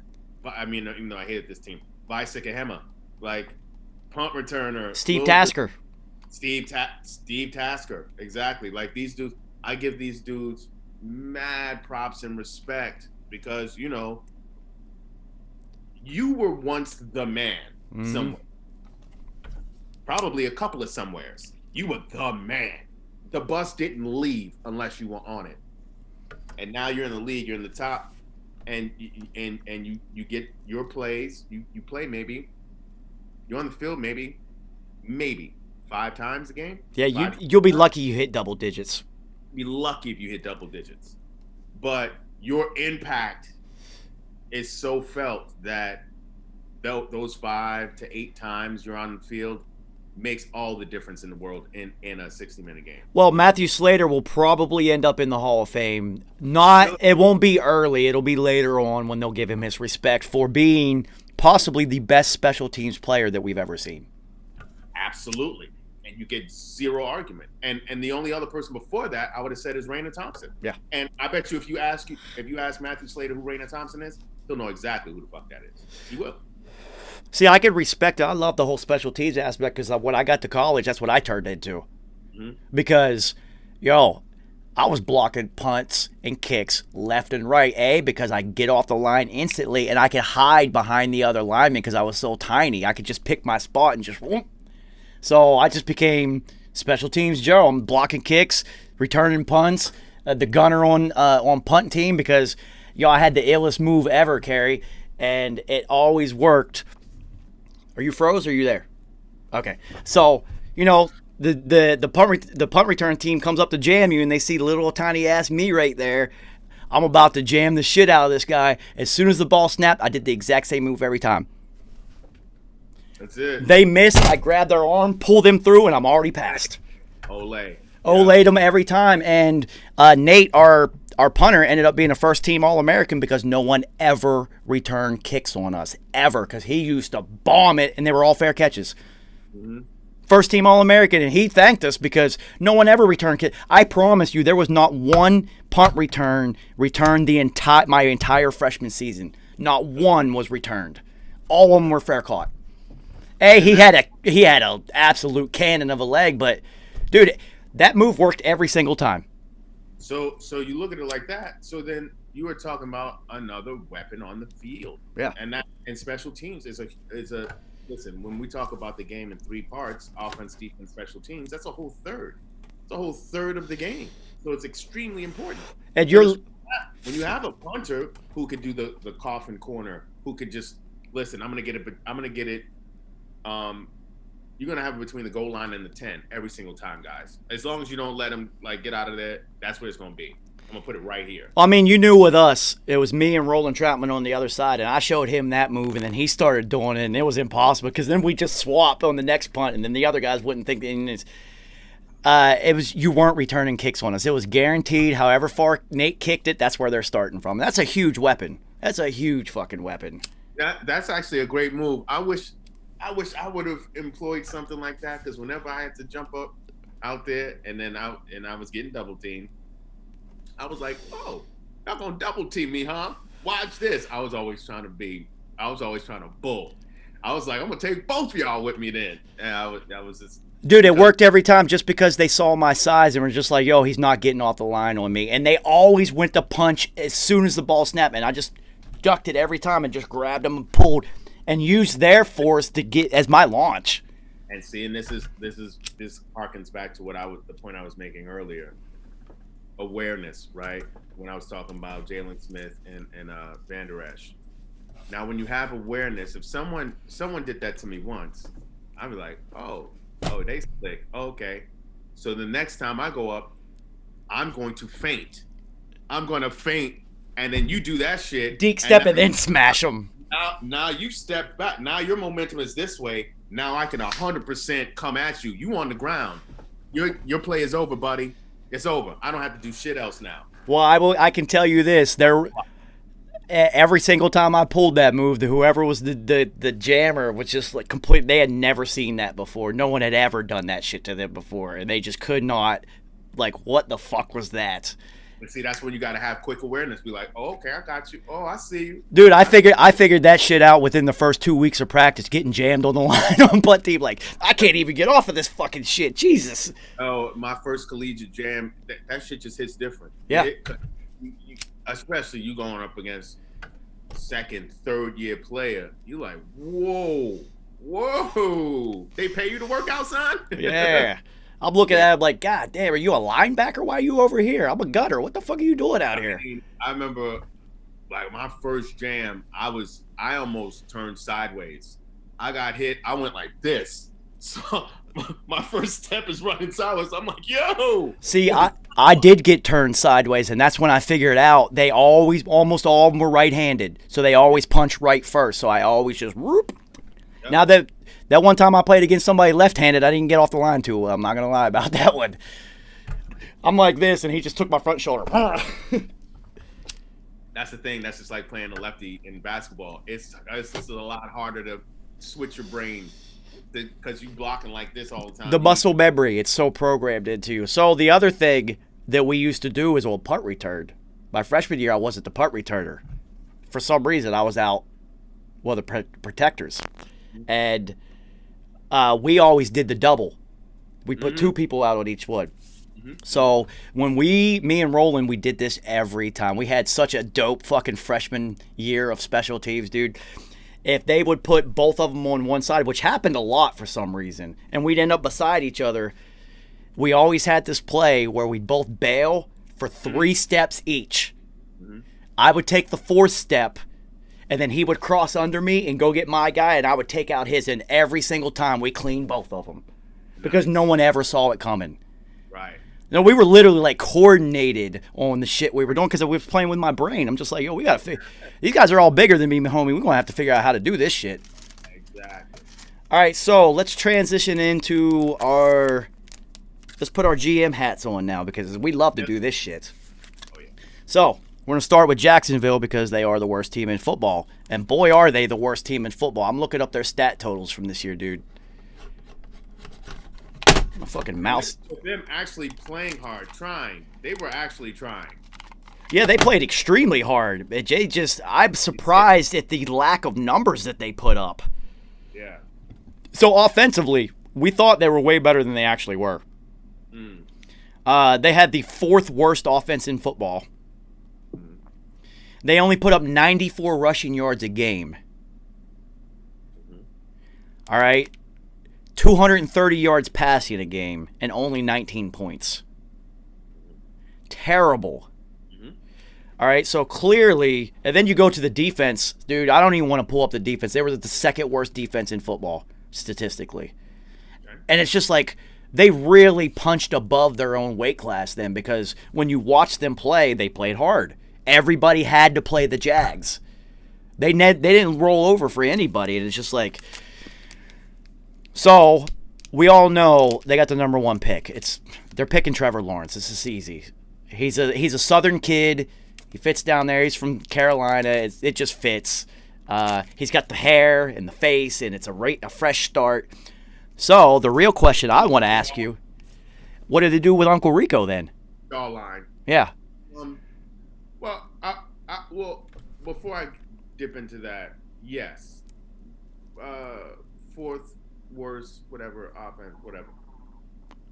You also lost one of the better running backs in this league in Leonard Fournette, and you started an undrafted rookie free agent and James Robinson, and he got busy. Yeah, he played well. He had over 1,000 yards rushing this season. Your quarterback situation was a carousel because Uncle Rico gets hurt, then you get guys we never even heard of before playing. Then Chenault, the rookie Chenault, actually played a whole lot better than I think anyone knew that he was capable of playing. And you still have Chark, which people still don't put respect on his name. Just because he's in Jacksonville. Because he's in Jacksonville. And the defense, I mean, outside of name recognition, you lose your defensive end in Ngakoue early in the season. Yeah, but he underperformed anyway. He did. But what I'm saying is, you lost Calais Campbell, you lost Jalen Ramsey, you lost, right? You purged. The only recognizable name you had left on that defense was Miles Jack, who was in and out of the lineup all season. Well, we'll break down the. I have all of Jacksonville's shit pulled up. We'll literally. Still played hard. Yeah. So the biggest question is, because I love Uncle Rico, and you know that. I know a quarterback. He's a closer. He's not a starter. You bring him off the bench, and he's going to close the game. If his career mirrors Fitzmagic. If it does, he'll have one hell of a career. Dude, he is Fitzmagic 2.0. You see that mustache and hair and those jorts he's wearing? He absolutely is. Yes. They're not going to keep him there. He's also smart. He's a risk taker. He's a smart guy. You know who should pick up Uncle Rico? New England. He's cheap. He's smart. He plays with fearlessness. Yes, he does. And, dude, he's got a good arm. I don't care what nobody says. That kid can play. No, the kid has fucking moxie. I hate that word, but yes. I love it. Fire that fucking pigskin, Mox. He's got moxie, and he knows how to matriculate the ball on down the field, boys. He's got one hell of a handlebar mustache, and it takes a lot of confidence to wear jean shorts that short, so that kid can play. Come on, Kerry. You know if you're out there as a grown man wearing jean shorts that tight and short, you know you can play. Right. Yeah. Right. And it's not Halloween. And you know, you're not one of the village people. Right? Yeah, you're out here looking like you're at a country music festival in Ohio in July and shit. Dancing an achy breaky heart. Yeah. Oh yeah. Yeah. So yeah, Jacksonville. All right, so now we're done looking at the stupid numbers that they put up. It's time to look at their depth chart, because this was very interesting to me. So we got Chark. I said it at the beginning of the season last year. Do not sleep on that wide receiver room. Do not do it, and I was right, because I knew Chark could play. But Keelan Cole Sr. is very sneaky. Yes, he is. And then... ever since his rookie year. Then they picked up Chenault, who I liked at Washington, and they had D.D. Westbrook as their fourth, and D.D. Westbrook got busy at Oklahoma. Yes, he did. And they also got Chris Conley, who had a good career with Kansas City Chiefs. Yeah, no, so you're looking at a absolute loaded room, and then you look, they got James O'Shaughnessy and Tyler Eifert at tight end. So the problem with them is their offensive line. Clearly, it's their offensive line, because I'm looking at all of them, and I don't know any of these guys. Cam Robinson, only because he was a high draft pick. Other than that, I've never even heard any of these guys. They're all like... yeah, Cam out of Alabama. Yeah. And that's just, he didn't really play that well this year. It's just that Alabama recognition. So, while we're on that whole thing of Alabama recognition, and I swear to God, whoever fucking drafts Mac Jones is going to regret it. That should actually be a rap album, Alabama Recognition, or a country band. Alabama, coming to the stage. Alabama Recognition. You better recognize, motherfuckers. But yeah, no, it's like it's all about their offensive line right now. Clearly, you're going to take Trevor Lawrence. All right, that's a guarantee. So then you don't need wide receivers. Don't worry about defensive help.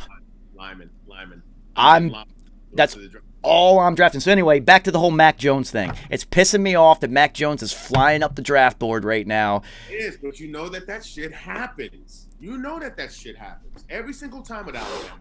Well, I mean, if you look at everybody's mock drafts right now, there are 3 skilled players from Alabama in the top 10.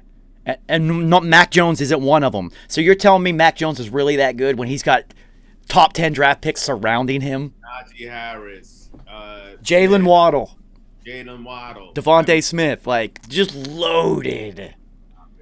Just loaded. We've seen it too many times where have offensive linemen.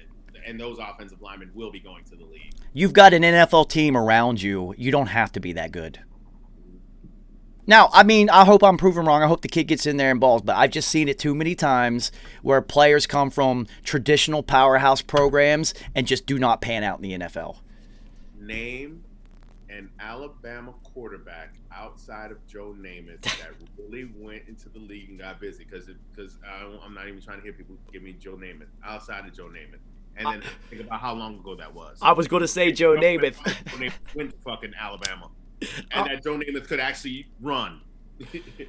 No, you're not going to, and it's the same thing with Oklahoma outside of Baker Mayfield. But you just don't see Oklahoma quarterbacks didn't pan out. Same thing with Ohio State. Look at how Justin Fields is falling, though. I think that's very interesting. I think the team that lands Justin Fields is going to get them. They're going to get them one. Well, see, the thing is, you've got the kid from BYU is flying up the boards, and Mac Jones is flying up the boards, and Trey Lance, who only played one game this season. Okay. The kid from South Dakota State is flying up the boards too. Yeah, that's Trey Lance, or that's Trey Lance. He only played one game. One game. Oh, Jesus Christ! Jesus fucking you NFL GMs. It was just like a show it game. Like, look what I could do, y'all. Yeah, y'all NFL GMs, you guys suck at your jobs. Yeah, so I'm like, really? Y'all just gonna swoop on past Justin Fields? Okay, all right. This kid's a worker. You saw how tough he was. Like there would have been a lot of kids who didn't even play in that natty. That made me not hate him, watching him battle through getting those rib shots and still throwing touchdowns and shit like that. I was just like, you know what, you got it, kid. They're gonna get one in him. Like, I could, like, just projecting him, I could see him as a Matthew Stafford type, but with better mobility. Kid got an arm. He's big. He's strong, and he's got the words you hate, moxie. He really does. Yeah, he does. He does. All right, so if we transition over to Jacksonville's defense, there is two players that we know. You forgot Josh Allen. Mm-hmm. So you get Josh Allen and Miles Jack. That's it. Yeah. So Josh Allen actually had a D season. Yeah. So and with no one else surrounding him, so people are focusing on him. So you have to think about that. So then you have to look at, as a former corner and knowing how important corners are in the NFL, they got Trey Herndon, which we've heard of before, but you didn't do shit.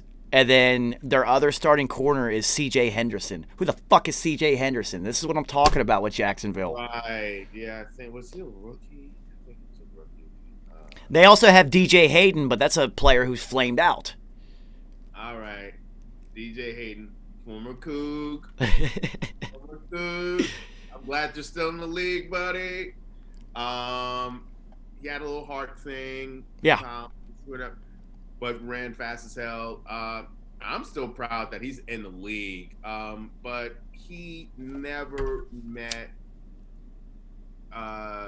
his potential. Yeah, I wouldn't even say expectations. We'll say his potential. His potential, yeah. I mean, right. He didn't measure up to his measurables. Yeah. There you go. There you go. That's a very NFL pre-draft thing to say, his measurables. There we go. So, there it is. But I'm glad he's still there.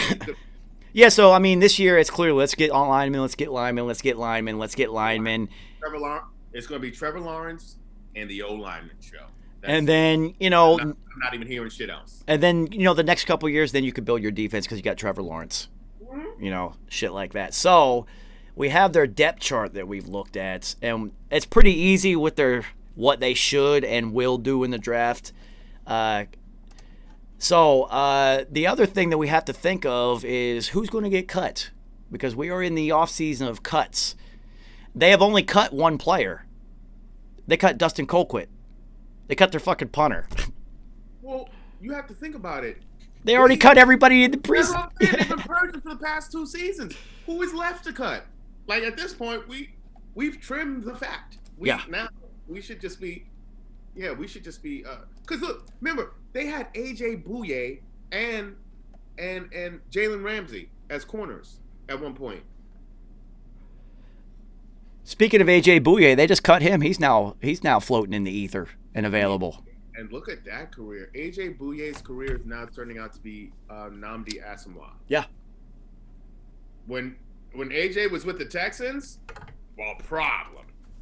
When Nnamdi was with the Raiders, a problem. Didn't get many picks. Because you never threw it at him. But knockdowns, he was. When Asomugha went to Philly, the emergence of Victor Cruz. It was Victor Cruz getting busy on him that really put Victor's star. Well, we all saw that Nnamdi couldn't play bad. Right, because he was always in the zone. Right? Jumping routes and shit. Which means he should have transitioned to safety. He should have. He would have lasted longer. What up? Well, he's with Kerry. But that's where he wins, and he's doing Broadway now. He won in life, so who cares? He won in life. Like he's a winner. Yeah. A big time winner. So the Jags this year have as we look at AJ, yeah, if he doesn't move, he should move to safety too. It's just a natural trend. I was just watching Josh Norman on the Pat McAfee show today. Yeah. And they were asking him, "Are you going to transition to safety?" Because he's a 33-year-old corner. That's unheard of in the NFL. Who just got the shit mushed out of him. I loved his response, though. He said, "Yeah, I popped back up and told him I'm here all day. I don't care." He's just like, "I'm going for the ball. I'm trying to make a play. You get got sometimes." The guy was an MVP. Do you see how big he is? And he's right. And he's also right. Yeah. Both things are true. Did he get his soul snatched? Yes, he did.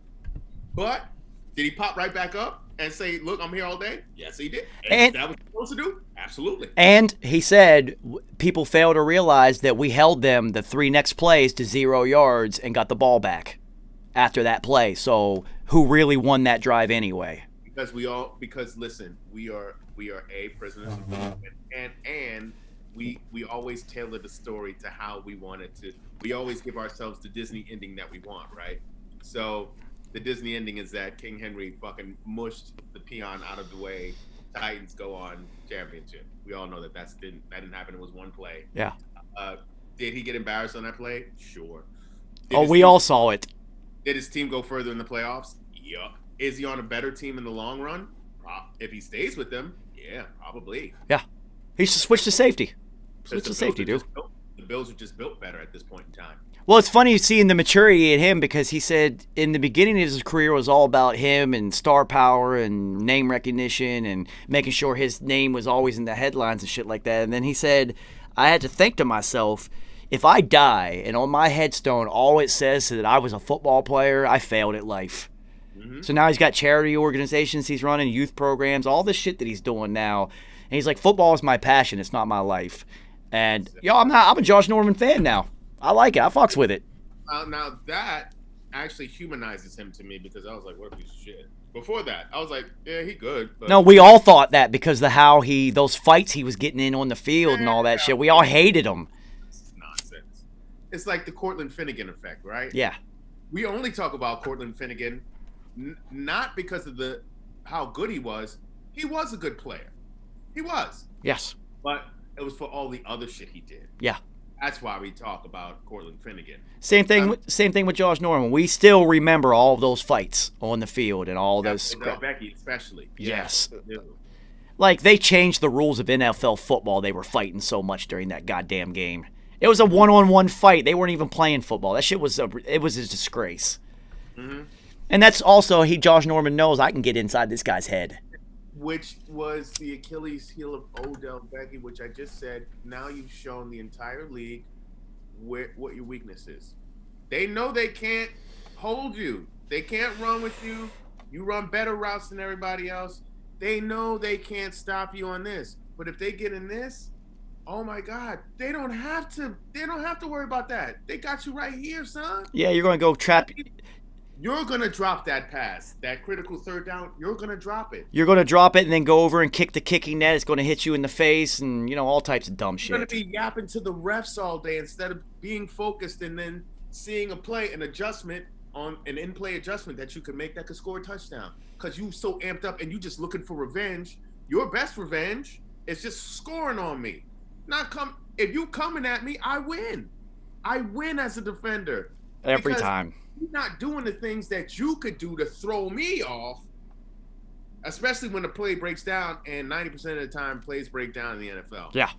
So you always have to be ready for in-play adjustments. And if you're only just worried about getting revenge on me, I win. Because you're not going to be doing the thing that you do best. Not at all. So, they haven't released the actual schedule yet, but we do know which divisions teams will be playing this year. So, Jacksonville is against the NFC West and the AFC East this year. That AFC East is not looking good for them because outside of New England sucking, the rest of that division is looking pretty solid these days. We'll see what happens with the Jets. But I have to say, though, we constantly talk a lot of shit about the Jets. Deservedly so. Yeah, they earned that. But especially I saw from mid-season on, they played hard. Yeah, no, the players played. It didn't look like they were tanking anymore. No, that first half of the season, it was like, why show up? Yeah, because you have to. The back end of that season, a whole different complexion. Now, when did it happen? Can we say that it happened when Joe Flacco first got in there and they were putting up points and they actually saw, oh shit, we could win this game. Yeah. We could actually, and we should win this game. But they lost. But it's like after that, and they saw that they should have, and that they could have, and they should have, they started playing differently. And you saw, like, oh shit, Jets playing now. Oh, they not playing because they playing now. And then we see the game versus Las Vegas, where they, again, should have won. But then the Greg Williams effect. And then they kept being in games. And so you knew they weren't going to go 0 for the season. They're going to win, and they actually might win a couple of games. We called it. We knew it was going to happen. Yeah. And they actually should have. They actually should have won more than they did. At least 2 that I could think of. Probably 3. Yes. But that was the thing, though. When Joe Flacco came in that game, and then they had success offensively. Now, I'm trying to remember, was Adam Gase still calling the plays, or I can't remember. No, it's whenever he supposedly gave up play calling duties is when they kind of. And then they started really making strides. Well, I think within the locker room itself, whenever Adam Terrible Gase says, you know what, I'm going to give up play calling duties and whatnot, I think the team itself even got galvanized around that. Like, finally! Mm-hmm. You know, so, all right, so let's look at Jacksonville's coaching staff. And we know they have Urban Meyer as their head coach now. It's going to be interesting what Herb does in the league.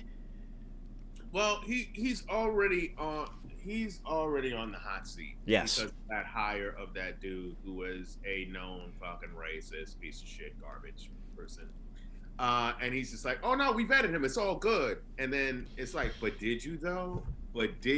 So if you did vet him and it was all good, that means you fuck with people like this, which then means you doubling down on the same person when you left Ohio State who beat his wife up, and you knew about it and you were like, all right. Because we still winning games. Yeah. So you're that guy still? Yep, he is. And we know it. So, and we knew that, but now it's like, wow, Urban. Like, this is the first news that comes out. You just get back in the fold where we could have forgotten and forgiven, right? Yeah. At least forgiven. Maybe not all the way forgotten, but forgiven. And this is one of your first hires, and then you double down and say we vetted him? After all that shit? Come on, bruh. You're already losing now. You're already losing.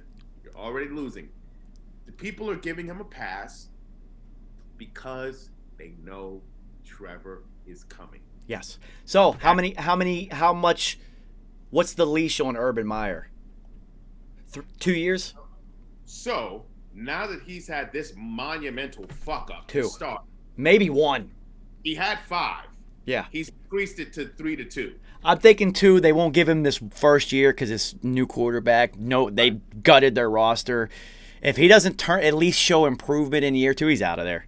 Well, I'm saying I'm going to start it with 3,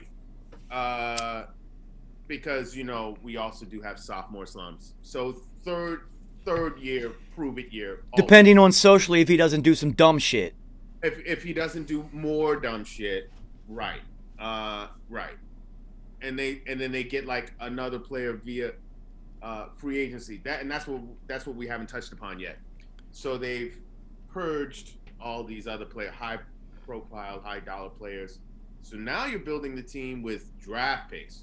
Chark draft pick, Chenault draft pick, Robinson free agent pickup. Obviously Trevor's going to be a draft pick. So now Cam Robinson draft pick. So now we're gonna Miles Jack draft pick, C.J. Henderson. All of them are draft. All draft, right? So now it's like their own little farm thing. And C.J. Henderson is actually he's going to be a better player. He's going to get better. He is, and near the end of the season, he started showing that, and his name started popping more. Well, I mean, once you get some better players, some other players to help you, and it's not all on you to do everything, you know. I think C.J. Henderson's actually really going to be a good player. So 3 years, okay, for these guys. But I in these years, who do you pick up via free agency to be that pop, to be that leader? It's disappointing because you would have figured Miles Jack would have stepped up to be that leader by now, because it didn't even take a quarter of a season for Chase Young to do it in Washington. He's a fucking captain. Yeah. Rookie on defense with guys that don't come from scrub schools. Most of that defense is from Alabama. Yeah, pretty much. Yeah, it's the Alabama defense, just from different years. And he came in and was immediately the captain. So, Miles Jack, I thought you would have stepped up like that already. So, if it's not you, I mean, not to say this is going to happen, but what better place for the organization would it be if J.J. Watt went down there? He won't. He won't. Obviously, he won't. But what I'm saying is you need a guy like that, cut from that same cloth, to come over there, be the clear leader on defense, who can then help transition Trevor Lawrence to be the eventual leader down the line. I wonder what's Harrison Smith's leadership like in Minnesota, because I know he's excellent. Why not him? Why not? Yeah. Somebody like that. A safety is a great leader. That's the quarterback of the defense. So he's unquestioned. You got somebody who's respected, who produces, and who has enough time in the league that he's got the experience necessary to also be a leader and then show. So you get a Harrison Smith down there, C.J. Henderson. You see what I'm talking about with C.J. Henderson. He flourishes. That's what I'm saying. So that's what I was looking for. I was already thinking about. I was just like, I already thought about that. I was just like, you go get a safety, not necessarily a corner to a leader, because it's hard to find a corner that's a leader. Right. That's even, you go throughout history. There's no corner who's the leader of the defense. They might be the best player. They're not leading that defense. No. None of them, dude, throughout history. I would say the closest would have been Darryl Green. Darryl Green, yes, and then maybe Rod Woodson. But even he's transitioned to safety. I know him, and even though I've seen Rod play corner, safety is what you think of. I identify him more with safety, especially him being like really the first major player transitioning from an all-pro corner to an all-pro safety. Well, then you look at Chuck. Same thing. I don't even look at him as a corner. I look at him as Green Bay's utility knife. Yep. Yeah, he was just an ultimate defensive player. Yeah. And he's one of those guys who you just say he was a football player. Like Hines Ward. Yeah, sure. We have to say he's a wide receiver. He was just a fucking football player. Yeah. You put the motherfucker out, it doesn't matter what he's playing, he's going to excel at it. I always wonder why they didn't. I know he played quarterback and shit, but like the way that he used to bring it, why he didn't fucking like move to safety or something? Because he hit so hard they changed the rules of the NFL. But here's the thing though. When you're at a position where no one expects it from you, traditionally. Especially, he's Asian. Under. He's Asian too. He's light-skinned at that. He's always smiling. They never saw it coming.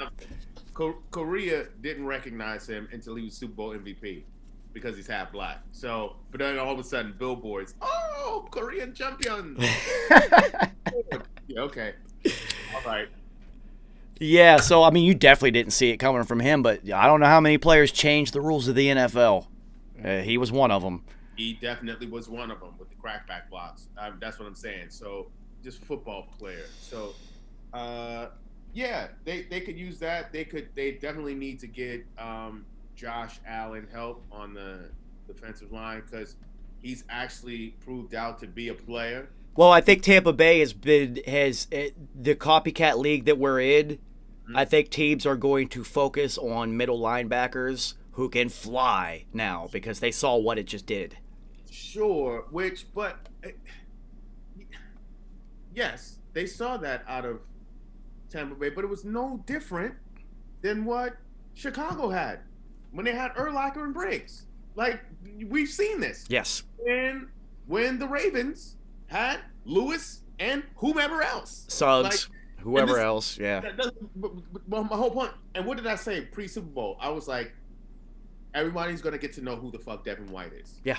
Devin White is going to be, I was like, if Devin White's name gets called over and over again, it's going to be a rout by Tampa Bay. And it ended up being that, and Devin White was all over the game. All over the field. All over the, that's what I'm saying. So, yeah, they definitely should. And this is Miles Jack was set to do that. That's why I'm saying I'm so disappointed because his shit ain't panning out the way it really should have. All right, so I got a side note on Tampa. I know you saw this. So, Chris Godwin said that literally, like, 1 o'clock in the morning, the eve of the Super Bowl, Tom Brady is texting him, telling him, all right, this route combination will not work against this player. You need to run it at this version. Like, literally sending text messages for weeks. They were like, yo, it's 5 a.m. Tom's sending us text messages on which route to run against this player and what to do against this one and how to release against this one. He's like, guy never, ever, ever stopped preparing all the way up to the Super Bowl. You wonder why they fucking won? Because I can guarantee you Kansas City was over there like, well, we got the kid. We got this. And you saw it on the field. Yeah, well, and this is what did I say about Patrick Mahomes? What did I say about him? I said, this kid is amazing and does all these things very well. But his Achilles heel, like many, getting frustrated. Yep. Frustrated, prone to make mistakes. Now, his frustrations were not of his own machinations. No. His best lineman was hurt literally the game before. You know what I mean? And he had linemen hurt before then. He's still making throws horizontal to the ground. There's never been a quarterback who's ever been able to do that. With speed and accuracy. Accuracy. Bullets. Which you look at the receiver and was like, why the fuck you ain't catch that? Triple teamed. Still got it to him. Perfect. That was a touchdown.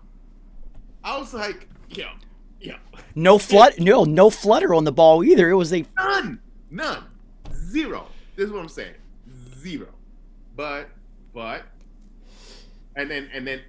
so we see that trickle down to the other players. Kelsey, when he gets frustrated, starts dropping things. He's out of it. He's not an all-pro tight end.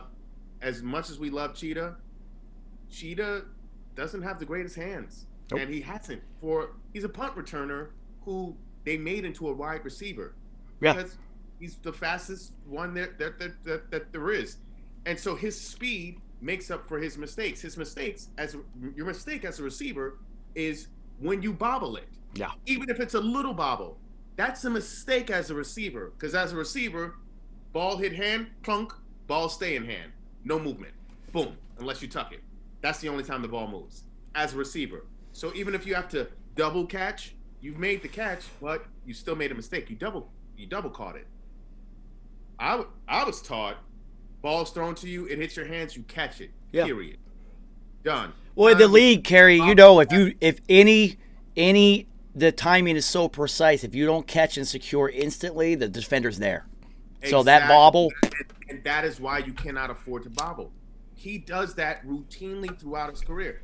As we talk about best receivers of all time, how many times have we seen Randy Moss bobble? Never. How many times have we seen Jerry Rice bobble? How many times have we seen T.O. bobble or drop? T.O. has, for T.O. to have put up, we have to think about T.O. for a second.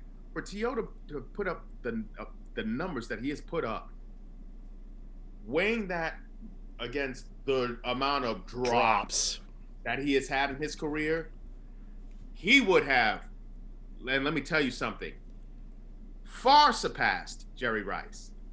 Far surpassed him in sheer numbers alone. We really need to look at that. I don't know if it would have been the catch volume, but the yardage he would have gotten them.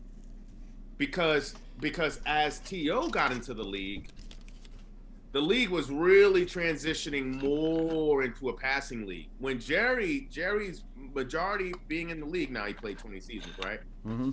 But the majority of them, it was still a running league. Well, right? It was a running league, but he did play for San Francisco. It was West Coast offense, yes. And the short passes are the runs. I get that. But that's why you had John Taylor. That's why you had Brett Jones. That's why Tom Rathman. And they made and San Francisco really made the receiving running back a thing. Yeah. Roger Craig had how many fucking yards? Ricky Running Waters. Run that water. You know what I mean? Cool was nice, but then it developed alligator arms and it was never the same player again. But that's what I'm saying. They made the receiving receiving running back in vogue. So you got more receptions out of that. But T.O. would have had his numbers on yardage would have been forget it. If he would have made those catches. Yeah. This is where Cheetah's at right now. I was like, Cheetah, I can never consider Cheetah to be a great receiver because he doesn't catch the ball. I've never once said he's a great receiver. I said he's the fastest player in the NFL. That's what he is. No, I know that you know that, but people, they talk about him in best receiver, and I'm like, no. He is, I would say he is the fastest athlete playing receiver. Sure, yes. Yeah, easily. I can't even say that he's the best athlete playing receiver. No. Because DK Metcalf is playing receiver. He's the fastest. He's the fastest. And, receiver. He just, the best receiver I have ever been on the field with and I have ever seen in person ran a 4.6, dude. Mm-hmm. Todd caught everything you threw at him. I don't care. You could have 7 players defending him. He came down with it. Oh, I love that his name is Todd. Yeah. Todd. Hey, Todd! It's coming to you, Todd! Todd Anderson was one bad motherfucker, yo. He's the first Todd Anderson could be your greatest insurance agent or your best possession receiver, given the situation. I once saw him catch a pass, and he didn't wear gloves. He's old school. I love it even more now. I once saw him catch a pass in the end zone, falling down, where the defender was blanketing him, and he reached around the defender, falling down, and caught it on this side of him with one hand. No. Oh. One-handed it and fell to the ground. The defender was on his arm. Touchdown. That's when I knew. I was like, this is the baddest motherfucker I have ever seen on a football field. Wow. Dude, he was incredible. Incredible. He caught everything. That's crazy. Yeah, I've still never seen anybody make that play. He didn't go around them. He caught it one-handed. And the guy landed on his arm and he held it. Touchdown. The ball's just sitting in his hand like that. I was like, are you fucking kidding me? Did that really just happen? I was trying to think of other plays like that. And what popped in my head was Joe Jaravicious, but Joe Jaravicious tapped it to himself. He tapped it. That's my favorite catch in the NFL history. He did it on purpose, people. He tapped it and spun around. And you forget, previously in that game, he made one of the craziest back corner toe touch. Oh, yeah. So he had 2 of the craziest touchdowns of the year back-to-back in that game. Always followed Joe Jaravicious because the G's had picked him up. He went to Penn State. Thing. That tap catch, though, oh, my God. The only other person I've seen do that on purpose was my cousin, Jay. in a high school game, where our coach, who was also a consultant for the Jets at the time, which it all makes sense now of why he was a terrible coach. But he decided that we're going to run it like the pros, and so there's going to be 11 defenders and 11 on offense, when we all know the best players are mostly on defense, and people need to go both ways. It's fucking high school. Yeah. Put your athletes out there, idiot. What are you doing? And so, but we would get down in games. We had a fucking stud team. We get down in games, and then what did he start doing? He started then putting the best players on defense on offense. My cousin, All-State that year, right? Playing safety. Put him in at receiver. He was double covered, running down the field. Quarterback, who was terrible. Throws him the pass, underthrew it. He reached back between both guys, tipped it with enough so that he could tip it ahead of him, catch it, and score the touchdown. Now, we scored the touchdown. We didn't get the 2-point conversion, and we lost the game. Whatever. The opposing running back supposedly ran like a 4-3. On the opening kickoff, I ran down. I thought this dude was going to try to make a move on me. He didn't. So we went straight up. Oh, that's fun. We heard this. Boom! And then it was like this. Yeah, cancel them. Those are the worst ones. Those hurt so bad. Those hurt so bad. He was like, I'm so fast and strong, I'm going to run this dude over. And I was like, oh, 4-3, huh? We'll see. I'm going to test it. So no one really knew how fast I ran at that time. But then, bang! Boop. Yeah. It was one of the funniest things ever. But then that's the thing, though. The only other person that I'd ever seen do that move was me. And I only did it after watching Joe Jurevicius do it, and I never pulled it off in a game. I always did it in practice. And that's the thing, right? You have to have so much awareness. You have to be so locked in. And you could be all of those things and still not have the innate instinct to do that, which Joe Jurevicius did. My cousin Jay did. He was a savant just playing. Talking football with him, like he knows what he's talking about. But you know, there's some people that are so good, they don't really know how to explain it. Yeah, I played with you. He's one of those dudes. And honestly, him not making it to the league is a great disappointment to me.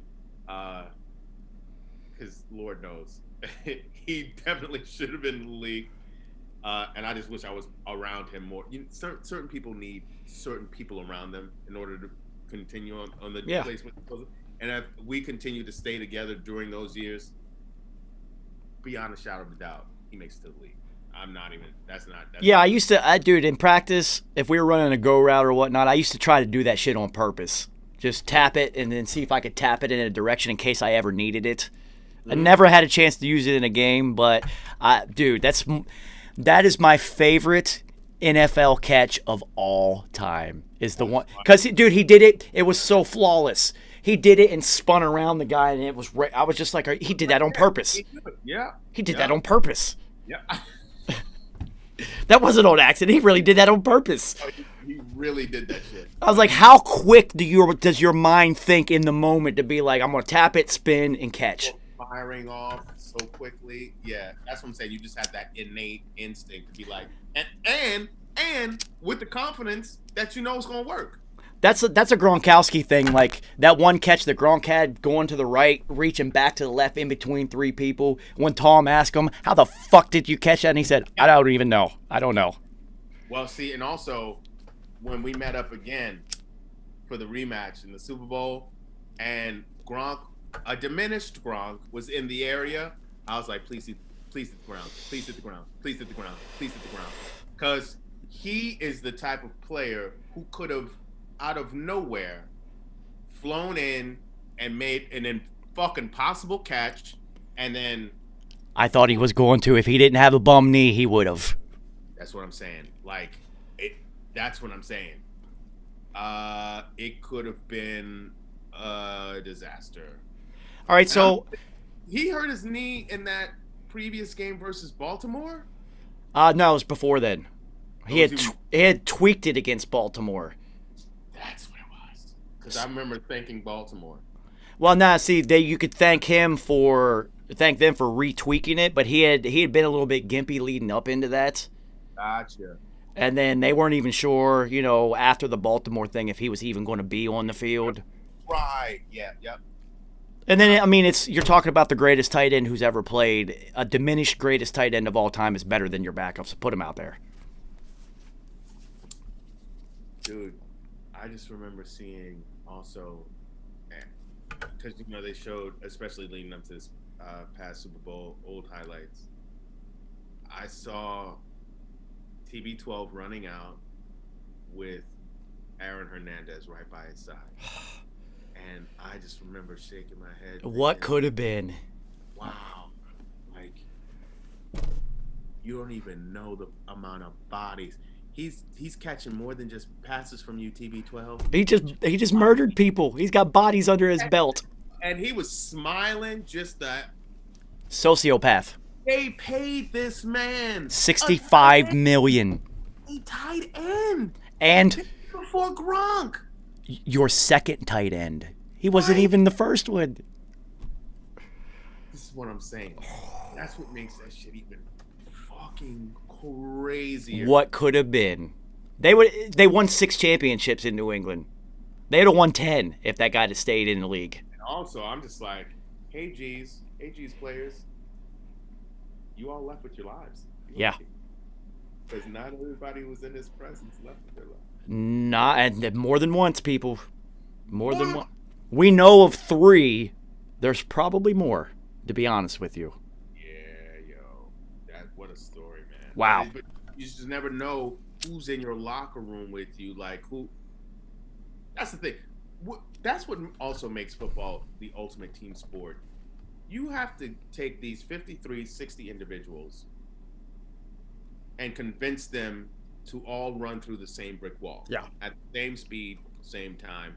If we all do it at the same speed, at the same time, with the same intent, we win. Yeah, we win. 60. It's hard to get 2 people to agree, most oftentimes. 60. All different backgrounds, cultural, ethnic, everything. You have people on the team who can't stand each other. Just because they look one way and the other one looks another way, and this one grew up like this one grew up like that, this one had this one didn't have that. But when you suit up and you hit that field, same. Brick wall, see brick wall, run to brick wall, break brick wall. Yep. That's it. That's it. So to know, like, as we look back on that situation, that you were on a team, someone who literally caught bodies and still playing, got paid, running through in the biggest game, one of the biggest events of the world, smiling, running out there with the greatest quarterback of all time. Sociopath. See, he was different. Holy because, being our surrogate New England Patriots supporter here, I will tell you, nobody knew, dude. Robert Kraft, Belichick, Brady, nobody knew. That kid hit it so well from everyone. He had to literally live 2 lives. Easily. At least 2. Yeah. At least 2. Yeah. See, we all said that. And let's bring it all back to one. Guess who else he played for? Urban Meyer, people. Boom, boom, boom, boom, boom. Taking it back to Jacksonville, as we do. I like how you did that one there. So, let's look at Jacksonville's assistant coaches that are going to be underneath Urban. Now, we know Urban's not a play caller anymore. Right.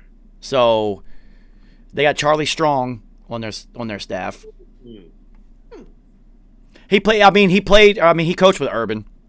I like Charlie Strong. Yeah, he coached with him in Florida. From 2005 to 2009, and then they won 2 national titles, and then he was actually on the staff with Saban for the 2020 Crimson Tide title. Oh, good for him. Well, he had to. He got 2 coaching stints, one with Louisville, one with UT Longhorn. The UT Longhorns gig. That's a no-win situation for anyone. Setup. It was a setup. It was like you couldn't. He cut his teeth though with that Louisville job. He was the man at Louisville, and he really turned that program around. That's more how you should look at Charlie Strong. That that UT job is a trap job. Oh, he also coached at South Florida. I didn't know that. So, and that South Florida has been, within the last 10 years, has been put on the map of college football. So they also have Darrell Bevell as their offensive coordinator. Yeah. This guy's been in the league for 21 years coaching. Jesus Christ. Good. Well, he's going to be a perennial. He's one of those guys. Turnstile coach. I mean, he was just the interim head coach for the Lions, and now he's the offensive coordinator for he's just one of those guys. Stopgap. He'll coach defense, offense, special teams, whatever. He'll always be your most valued coordinator. Yeah, and then they have Brian Schottenheimer. Interesting. On their staff, and then see if I don't recognize. Oh, they got Bernie Parmalee as their running back coach. Bernie Parmalee. Wow, good for him. When Miami had no run game, he was the run game. Yeah, you good. have to say, Bernie had a couple 1,000-yard seasons. He had the quarterback, the Jewish dude, because it was like the Jewish backfield, even though they weren't both Jewish. Yeah. Parmalee and the quarterback, he was a very Jewish name too. What was his name? Because he was the guy essentially who took over for Dan Marino. Shit. I can't remember. It was like an all bagel backfield. I remember his nose, and that's fucked up me to say that, but I remember it. Know. You know who I know? I can see his face. I can't see his name. I want to say that it started with a J. Well, this is what the internet is for. I will look it up as we continue to talk about this. The rest of their staff, I don't really recognize any of them. Let's see, Dan Marino. We have to look. Josh, was it Josh?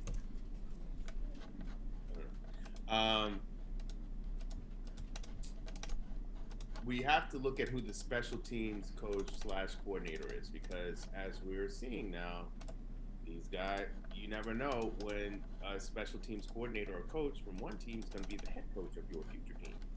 Exactly. Which Joe Judge has done a fucking bang up job.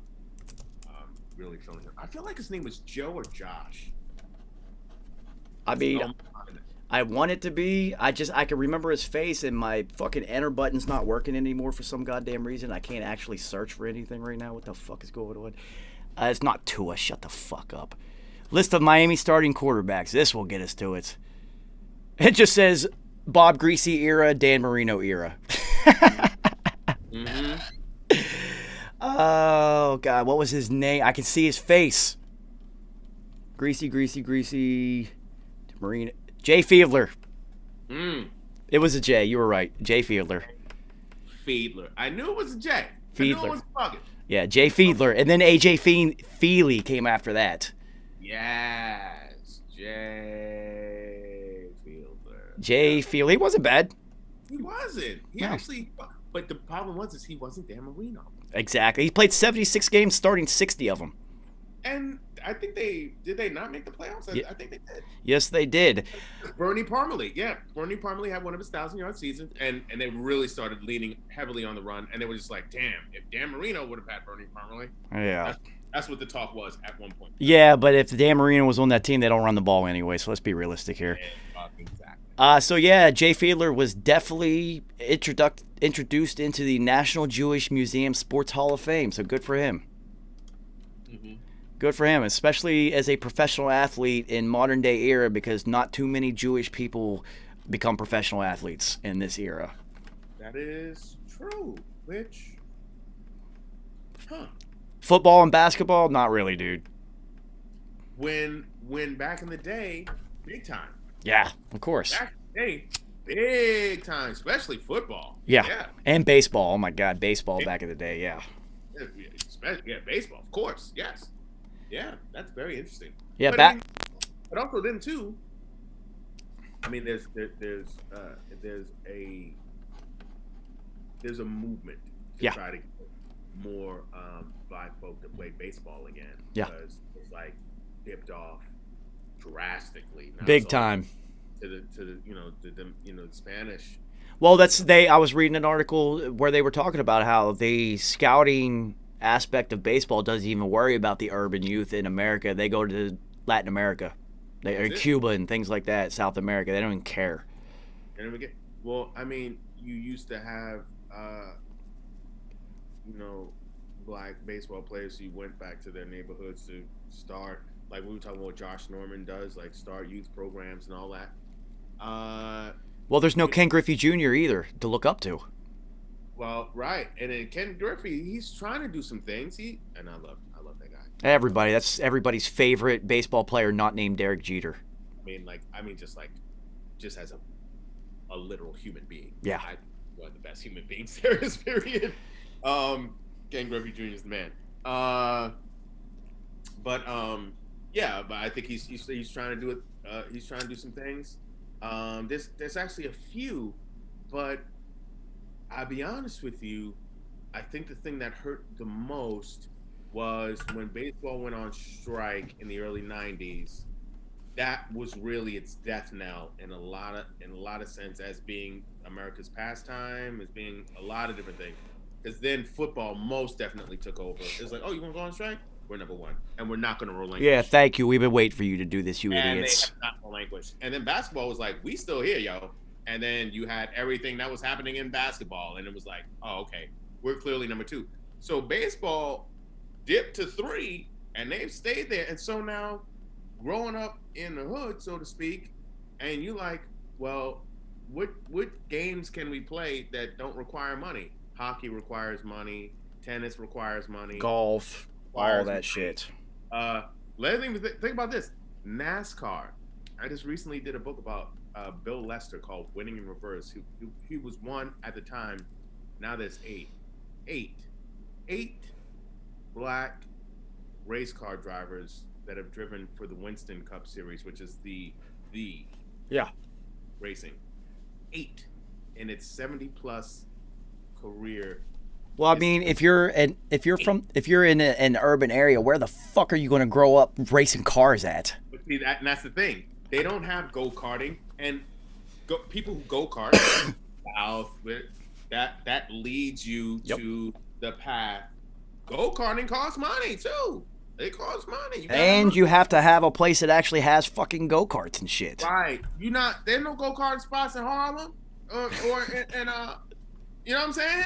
Like, point it out in the Bronx or Brooklyn somewhere. You got to write a book.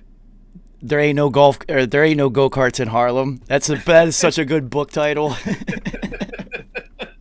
I'm just saying. You're right though. So how are we supposed to learn how to do? So you look at someone like myself who grew up in the country of West Virginia. That's also NASCAR area. Dude, there was like multiple go-kart tracks within the little town that we had. You got to pick which one you wanted to go to. Which one had the faster cars, which one had the better track, like. You know what I'm saying? We don't know that. I was like, we had bumper cars when we went to the Great Adventure or Coney Island. Whatever, Coney Island, whatever.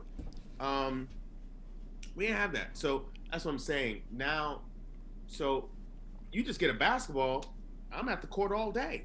You just get a football, hey, run a post route to the Chrysler over there. Yeah. You're good. Like, those are the easiest thing.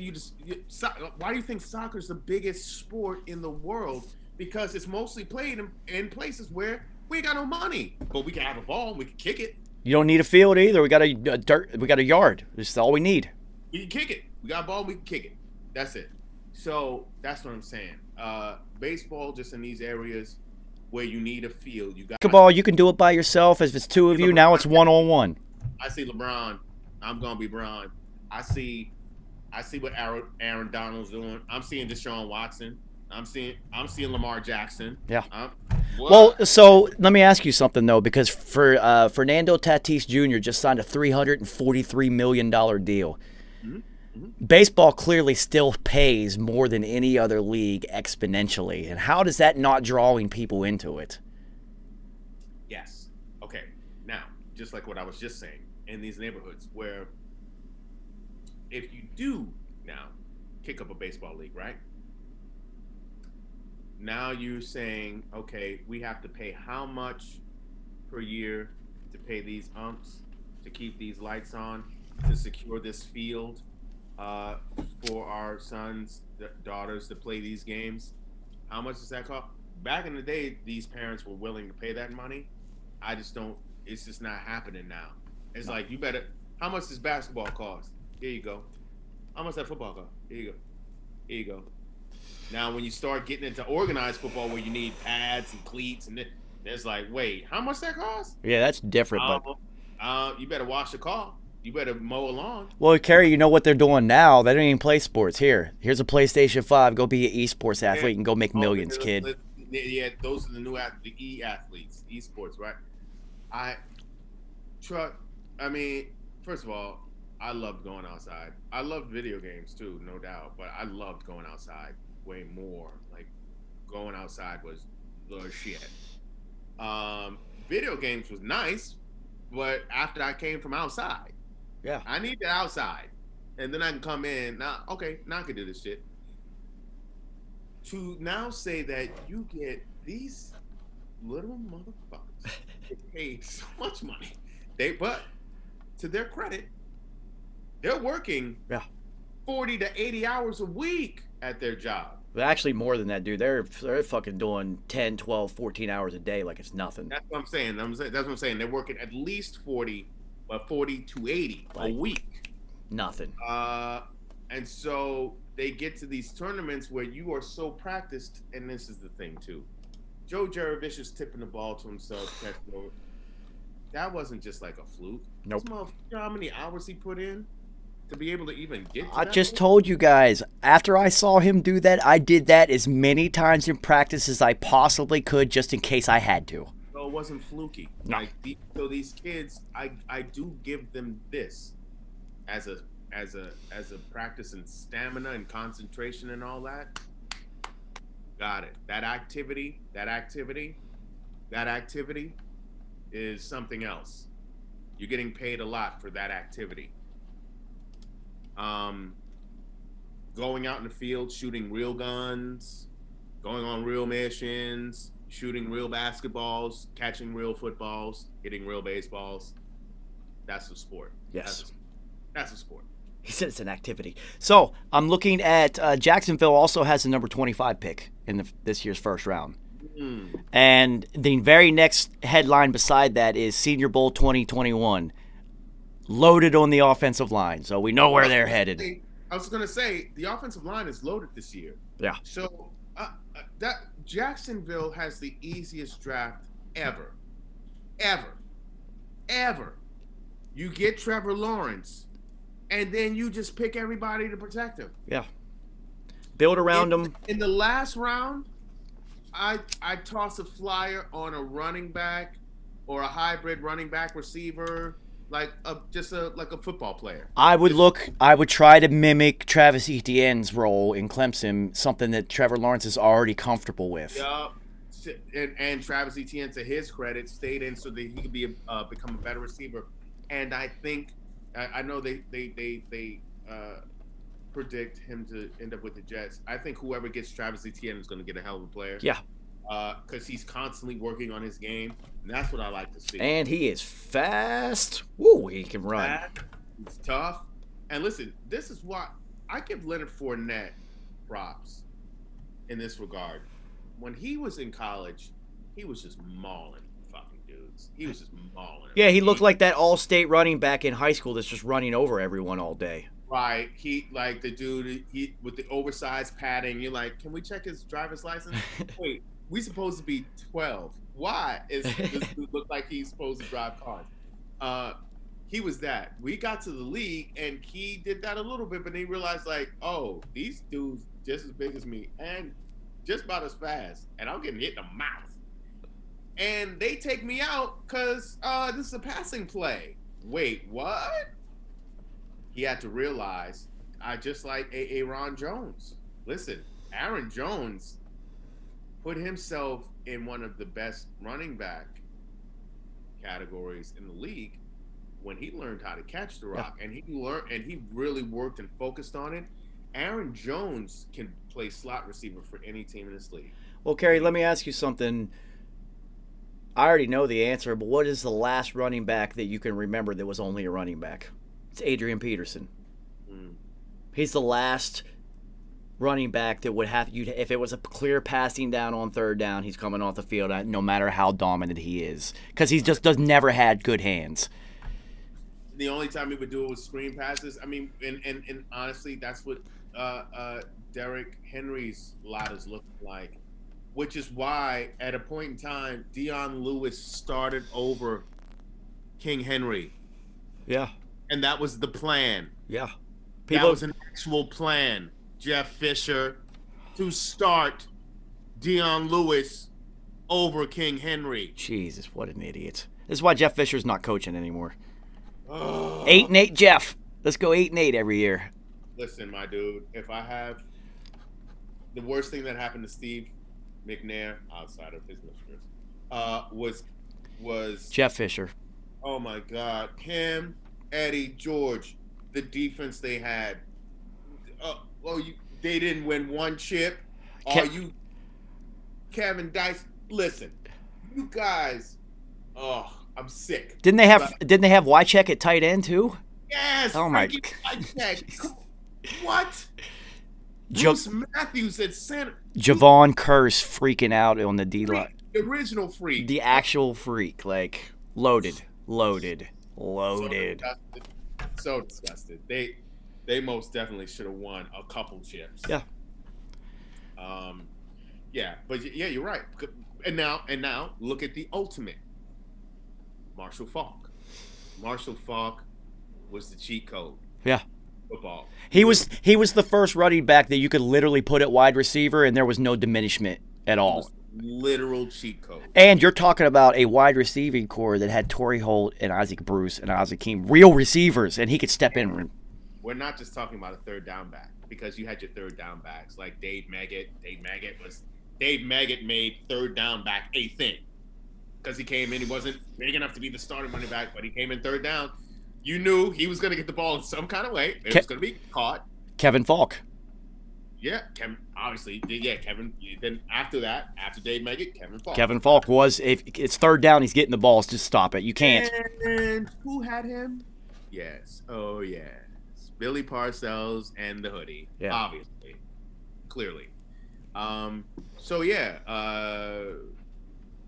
Marshall Faulk was the cheat code. He was the example. And then it became, oh, you can't catch the rock. You're running back, but you can't catch. Dip, dip, dip, dip, dip. Oh, you ran for 2,000 yards 3 years in a row, but you can't catch? Dip, dip, dip, dip, dip, dip, dip. Listen, you have to be the only position on the field where you don't have to be a hyphenate. Exactly. It's quarterback. Yeah. Does it help? Sure. Is TB12 a hyphenate? Nope.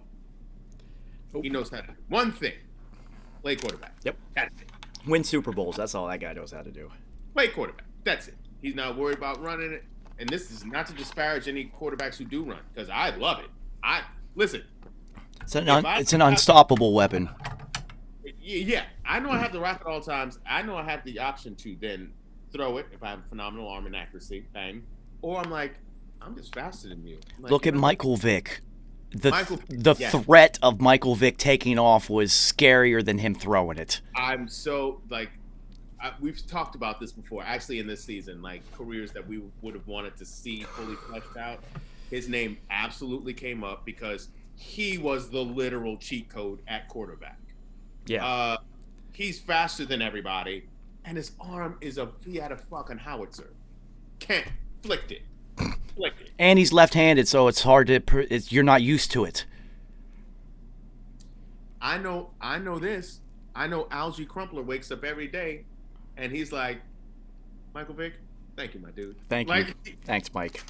Thanks, Mike." There's a couple receivers. I can't remember their names anymore.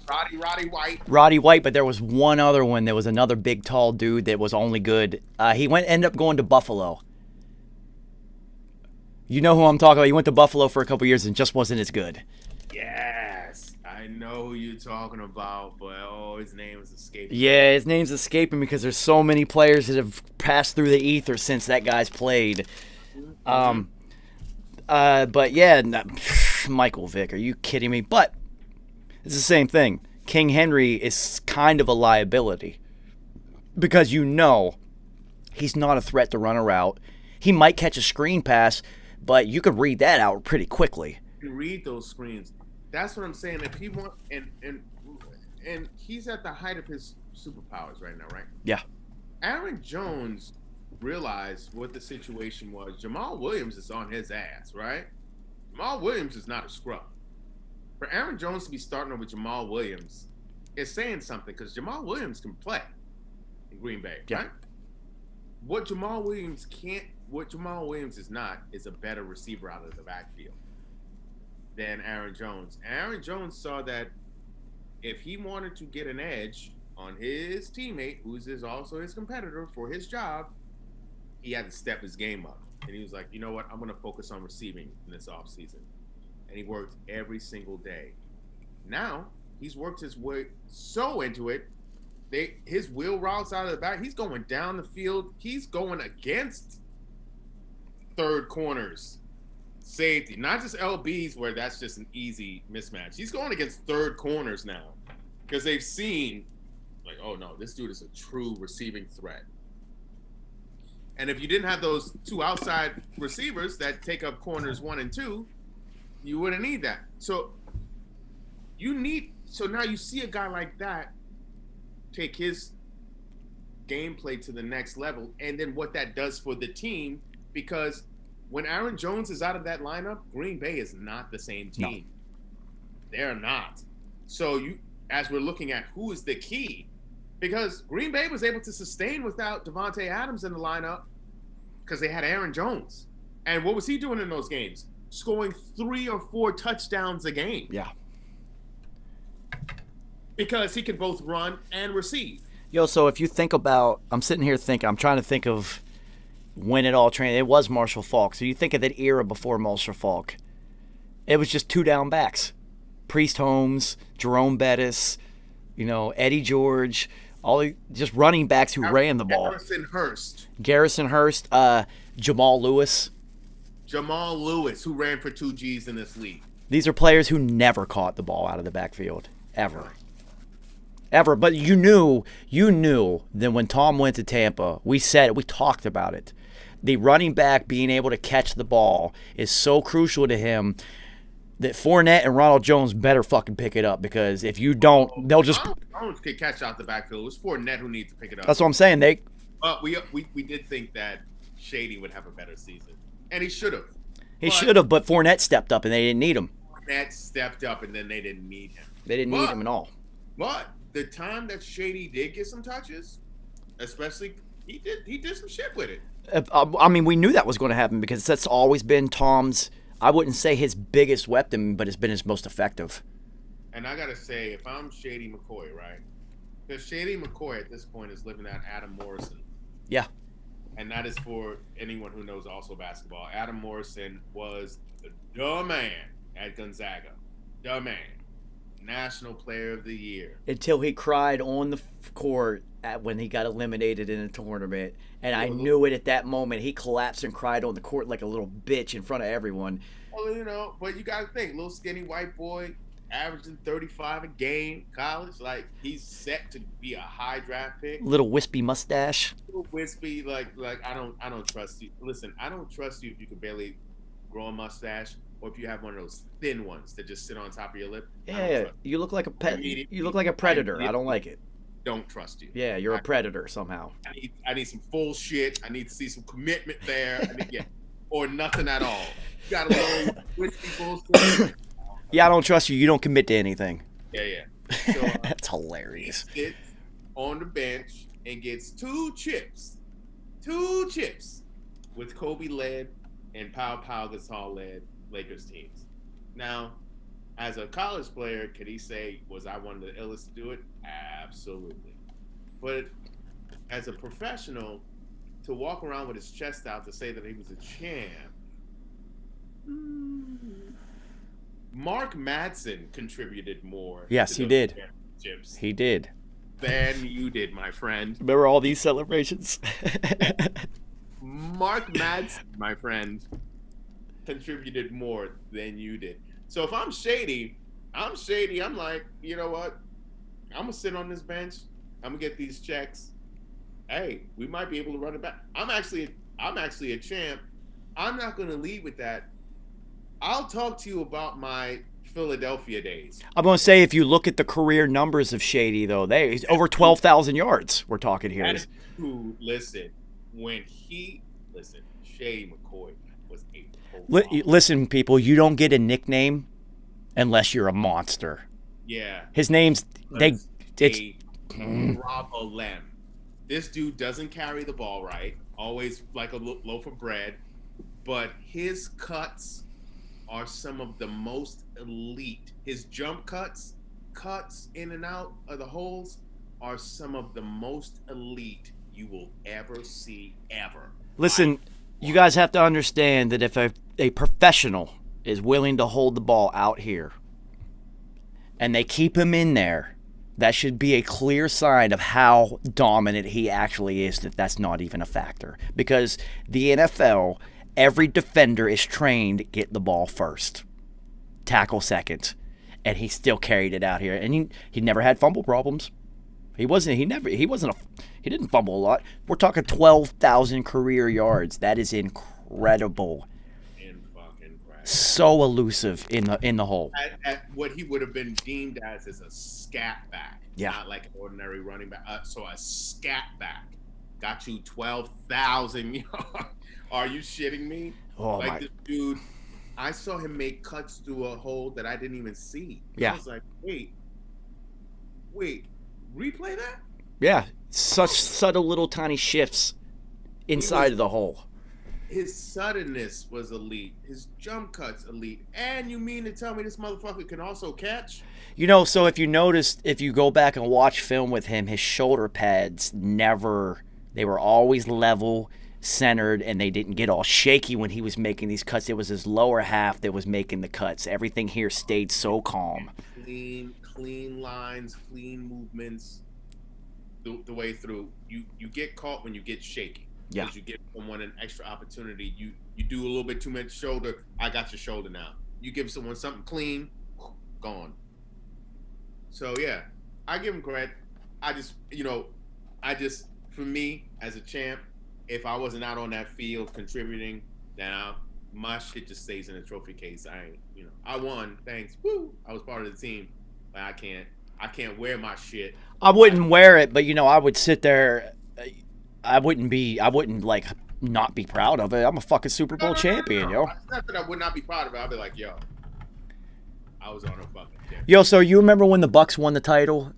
Not this year. Yeah. The Gruden one.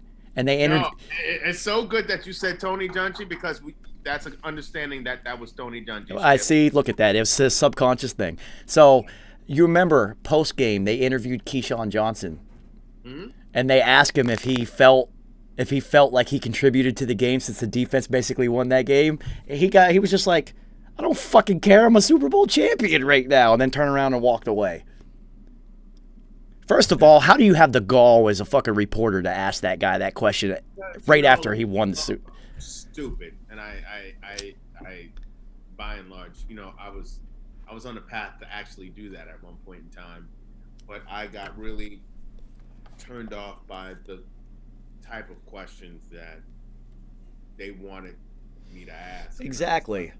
I was like, I can get there, but I need to get there my own way. I'm not, because especially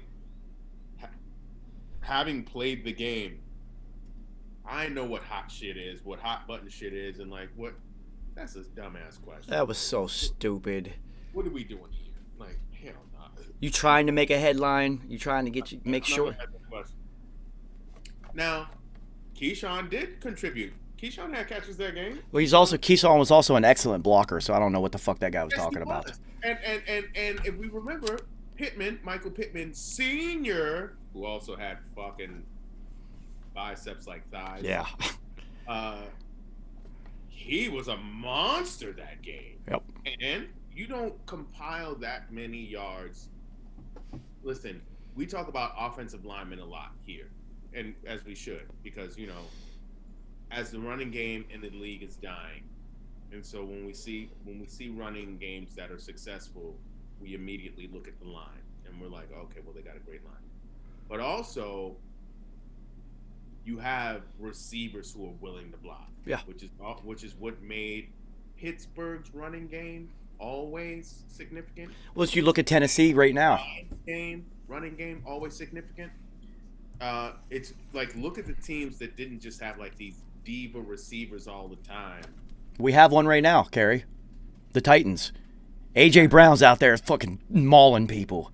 He's out there mauling people. And when you have one of your best skill positions out on the outside, willing to block, Keyshawn was a number 1 overall draft pick. Yep. This motherfucker's in the trenches blocking. Yeah. Yeah, he deserved that shit. The only other wide receiver that I thought that was, career-wise, there was a better blocker is Larry Fitzgerald. Larry Fitzgerald, he's the best blocking wide receiver I've ever seen. Guy blocks like a lineman. Well, I would say the argument can be made, just like as an overall receiver, he's the one. Yeah, because he did everything. That's why I always say, yes, I'm a homer, so to speak. But Gronk is easily the best tight end who has ever existed because he was the best at every aspect. He caught the ball better than everyone. He was unstoppable in the red zone, and he blocked better than most starting left tackles in the NFL. Sure. Anthony Gonzalez didn't block that well. Antonio Gates not blocking like that. Like, you go through the list, they aren't as dominant at crazy catches, though, especially Antonio Gates. Antonio Gates does crazy catches. Incredible, but Gronk loved blocking. He actually enjoyed it. The only 2 other cats I would throw up on there, gotta put Ditka in the mix. Yeah, of course. Yeah, it's the first one. He was the first. But I would also put Mackey.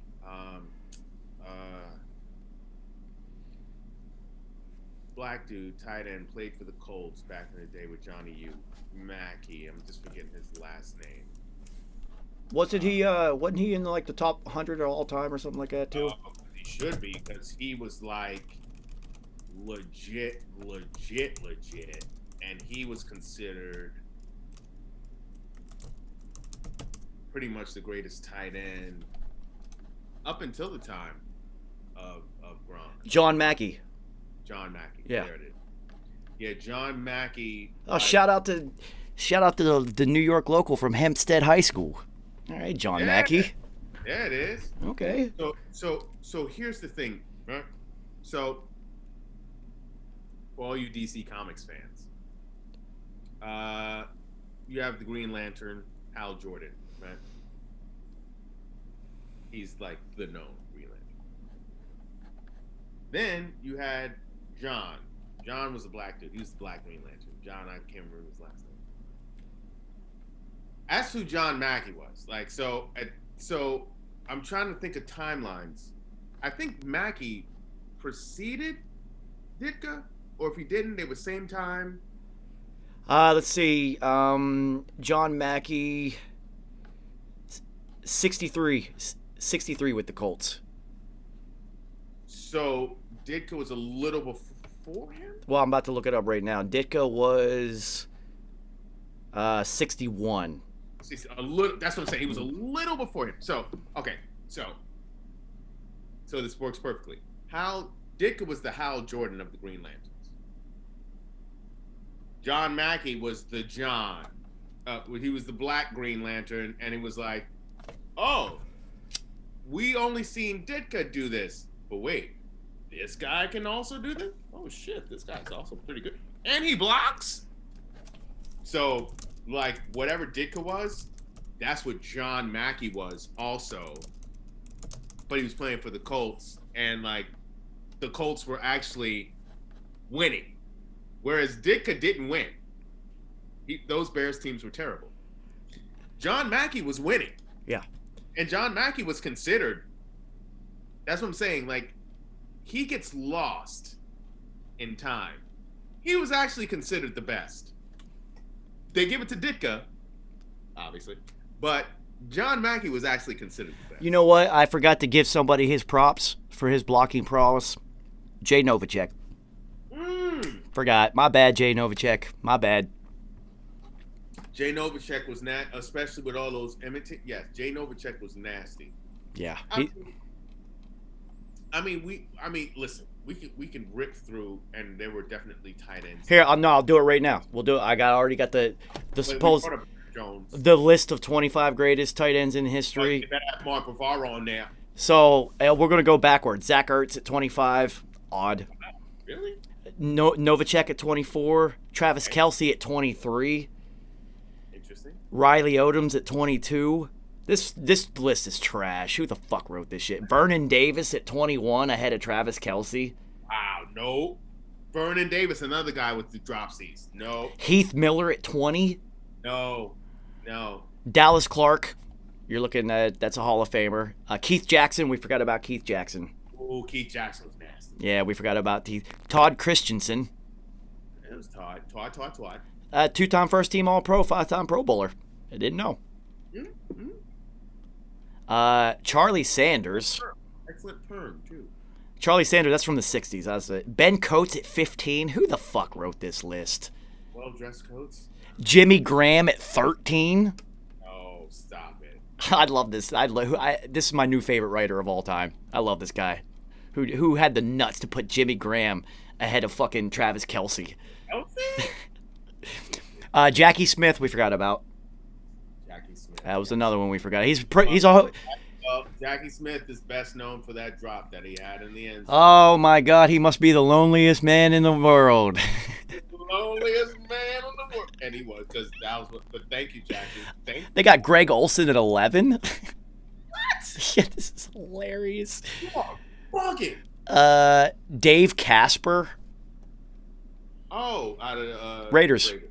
Yeah. He's a Hall of Famer. He is. But Jason Witten at 9. Ooh, the Wit dog. Big numbers, man. Big numbers in a long career. I respect that motherfucker. Yeah. I do. Dude, he's got 13,000 yards and 72 touchdowns. 11-time Pro Bowler. Like, yeah.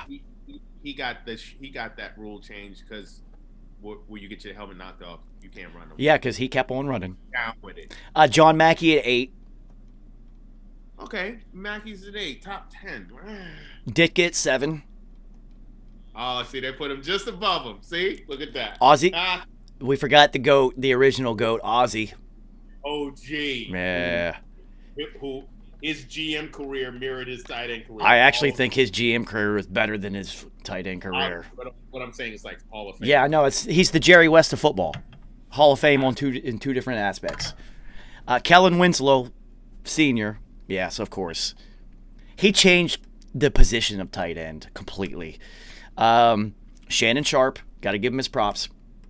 Hell yeah. And Shannon props. But he will tell you he wasn't. He would block, but that wasn't really what he was out there to do. He was also a fucking freak of nature. Yes. Shannon was a problem, a big problem. Yeah, you're looking at somebody who could move like a wide receiver, who was bigger than everyone, like significantly bigger. And him and his brother were workout warriors. Yes, which is why, and obviously Shannon being the younger brother, who's going to outwork who? Yeah. Yeah, see that. And also Hall of Fame in the brother category because he gave one of his chips to his brother. Well, I mean, we all know, we talked about it, we touched on it a couple times. Players that we would have liked to see their careers just pan out. Sterling Sharp, are you kidding me? That's a Hall of Famer. Like, I know, come on, man. Remember he had that. Remember he. With a young Brett Favre. Remember he had that. He tried, and he had that little strap that connected his helmet to so his neck wouldn't go down, and it wouldn't work. See, the thing is, in modern day medicine, he would have had a full career. They'd have been able to fix that. Peyton Manning won a chip, fusing his spine together. For fuck's sake. Listen, if you into WWE, most of those guys have their necks fused. Kurt Angle, who was an actual wrestler, an actual All-American wrestler, had his neck fused. All right, so this is hilarious. They got Gronk at number 3. They got 2 people above it? How Gronk's got 4 Super Bowl titles. He was one of 2 tight ends named to the greatest players of all time list. above him is Antonio Gates and Gonzalez. They do, just because of the numbers they put up. And I would never put Antonio Gates ahead of Rob Gronkowski, ever. And I would not put Tony Gonzalez ahead of Rob Gronkowski because Rob has titles upon titles upon titles and titles and was a huge, significant factor in every ounce of success they had. Tony Gonzalez just put up numbers that will never be matched by a tight end. Yeah. I mean, dude, 15,000 receiving yards, 1,300 catches, and 111 touchdowns at tight end. In an era when they didn't throw the ball as much as they do now. But you and I know. You have to, okay, because we're both football fans. You have to give Kansas City as a franchise. I was just about to say it. Hey, dude, he was a basketball player at Cal. Major props. Think about it like this. Trent Green, horrible knee injury. He's supposed to lead the Rams. Kurt Warner takes over, becomes a two-time MVP of the league, takes two different franchises to the Super Bowl multiple times, wins one Super Bowl, could have won all. Yeah. That one with the Cardinals though. Ooh, that stuck. I wanted him and Fitzy and all of those guys. Anquan Bolden, who got his fucking face broken. Like, I wanted all those guys. Jaw broken, was back 2 weeks later, people. Yeah, come on, man. Are you serious? The all-time tough guy team, Anquan Bolden. That's another blocking wide receiver we didn't give props to. That motherfucker. Anquan Bolden was another just football. And that's A.J. Brown before A.J. Brown. Absolutely. Anquan Bolden. All right, so before I get off the whole Anquan Bolden thing, I always... No, I wasn't going to say that. Let me finish up. So what I was going to say was, so Kansas City, then Trent Green, you don't even know where his career is going to go. He ends up in Kansas City, which Kansas City has just been one of those spots that you can reinvigorate yourself. Joe Montana did it, you know. So Trent Green goes there. You got this Priest dude who's a running back. They're like, well, is he really? I don't know. Priest, Holmes, Trent Green, and Tony Gonzalez start a big three in Kansas City, the likes no one saw coming. For 5 years straight, these motherfuckers were a problem. Big time problem. Then you start adding in Dante Hall, who was the human joystick. You get a nickname, the human joystick, you know you're a problem. Yes. Understand what I'm saying? One of my peoples ended up playing on Kansas City, and he played special. He was backup running back, played special teams. I mean, so you know I got mad love for special teams. I remember we were at a Rockets game, Houston Rockets game, chilling watching the game, and he was like, "Oh, yo," he said, "HJ is here." I was like, "Who?" He's like, "Human joystick, Dante." I was like, "Say word." He was like, "Oh, he's sitting courtside. Let me text him." And he texted him real quick. And then Dante's looking around. I was like, "Oh, this shit is funny." This is that inside shit, right? But yeah, but Kansas City, like they, in terms of identifying talent and like getting the absolute best out of your talent, Kansas City actually has a deep history of doing that.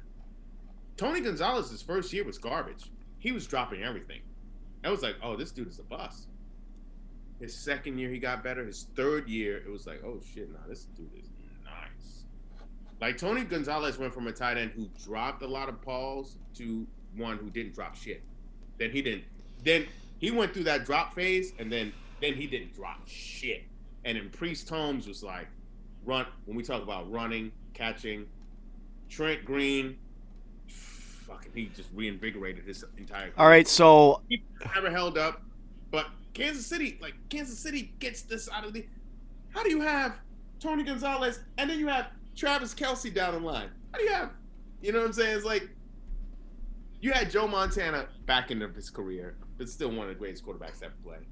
Take a team who had no business making the playoffs to the playoffs. Now you get Patty Mahomes. I mean, I don't know. They just offensively always great. Defensively, they've always been. All right, so I'm looking at this. I'm enamored in the whole best tight ends of all time. So the Anquan Bolden thing before I move on to this thing again. Anquan Bolden was the Robert Ory of football. Every team that Anquan Bolden went to, they ended up in the fucking Super Bowl. Oh shit, yeah, because he went to Baltimore too. Yeah. San Francisco. San Francisco. Every team went to the fucking Super Bowl with this guy. Wow. Dude. And he didn't get one though. Nope. He was the anti. Yep. So, NFL football journals, their list of tight ends, they got it broke down even further. Okay. Their overall list here, the top. I'm not gonna read all of them. Best hands, they got Gronk at number 10 all time tight end hands wise. Who's number one? Pete Holohan. Exactly. This got hand in his name. Exactly. Nobody know the goddamn Pete Holohan except his kids. So here's where I know that this thing is. Where did he play? It had to be the fucking 40s or something. But like where though? Let's see. He played. Or Cleveland. He played in the 50s. Did he play for Cleveland or The Chargers. Never even heard of that dude before. So this is how I know I can't respect this list at all. Best blocking tight ends ever. They have it listed down to 35 players, and Rob Gronkowski is not on this list at all. I can't even... But here's the thing. If you go down to overall greatest tight ends, Rob's number one. You tell me there's 35 tight ends that block better than this guy in the history of the NFL. He's a literal left tackle running routes. Yeah, that's what I'm saying. Like, they got Zach Miller on this list, Kyle Brady, Mark Bruner. Like, Heath Miller, these guys are better blockers than Gronk. Do they have Howard Cross on that list? Because if you don't have Howard Cross on that list, then fuck you. Let's see. No, they don't. No. So they got Mercedes Lewis in the top 30 blocking. No. Mercedes Lewis is fucking 6'8". He's gonna be. That's default. Shut up. Gronk is the only tight end I've ever seen that's literally taking guys, throwing them off of the field surface. Yeah, that's dumb. I don't like that list. Yeah. This is why I don't like lists like that unless you actually know what you're talking about. Yeah, that's why I list. I mean, we just sat there and went through in our brains the best blocking tight ends of all time and came up with a better list than that. Yeah, that's dumb. That was these guys. This is why see, Kerry, the problem with shit like that is written by people who never played football a day in their life. They like football, they like to watch it, and they want to write about it, but they were never in the trenches. It's like the whole what do they call this shit? I almost called it diametrics. You know what I'm talking about? These metrics. Yeah, I know exactly what you're talking about. Where they take the metrics and they plug it in and they feel like, okay, so this is going to be the best. That doesn't speak to heart, effort. Well, we talked about it at the beginning of this episode. Emmitt Smith is not the greatest running back of all time by any means, but if you want to look at the numbers, he's number one. No one. And Emmitt, when he looks himself in the mirror, he doesn't even put himself in the top 5. I guarantee that. Correct. That is, he will tell you himself. Correct. Yeah, so. But you know what's so ill? Well, how a lot of people would put it on Barry, but Barry was like, I put it on Jim Brown because Jim Brown was my father's favorite running back. Jim Brown might put it on himself. Yeah, he will. He will. Jim Brown might go and put it on himself. Yeah, 100%. But you know what I'm saying? Like most oftentimes, like even a lot of times, even the best may not put it on themselves. Maybe not. Because they watch someone that they enjoy watching. Well, you know, Jerry Rice is going to tell you he's the greatest of all time. Well, but you notice how I did not mention Jerry's name, and it was coming to my mind. No, because Jerry even shits on Randy's season when he had over 20 plus, and he was like, "Well, I only played this many games." I was like, Jerry, come on, stop. Yeah, did you not watch that season? Did you see what Randy did to the league? Jerry, this makes you sound geriatric, like in this point. Whereas you have Hank Aaron, who's like, well, I suppose that any record that I attain is going to be broken. Like, records are fun. Listen, but if Mike, but like as someone as a record holder, it's even better to see someone come up and break it. if Michael Jordan can look a camera in the face and say, it's not up to me to say who the greatest of all time is. That's up to everyone else. And everyone knows he is universally the GOAT.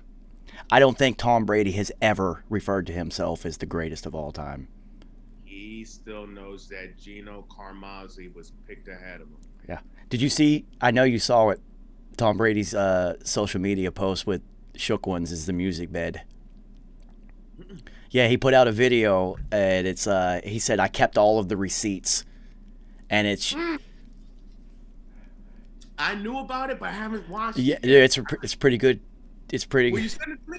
Yeah, I got you. It's pretty good because it starts out with Shannon Sharp saying he's done. And it's all these Max Kellerman and all these people saying he's done all this shit. With the cliff. All that shit. And I'll say this. Max Kellerman gets excoriated. He deserves it. With the cliff. I'm going to do my Stephen A on it. He gets excoriated. He bloviated. But yeah, let me bloviate real quick.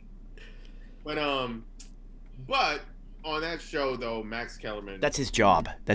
He's supposed to do that.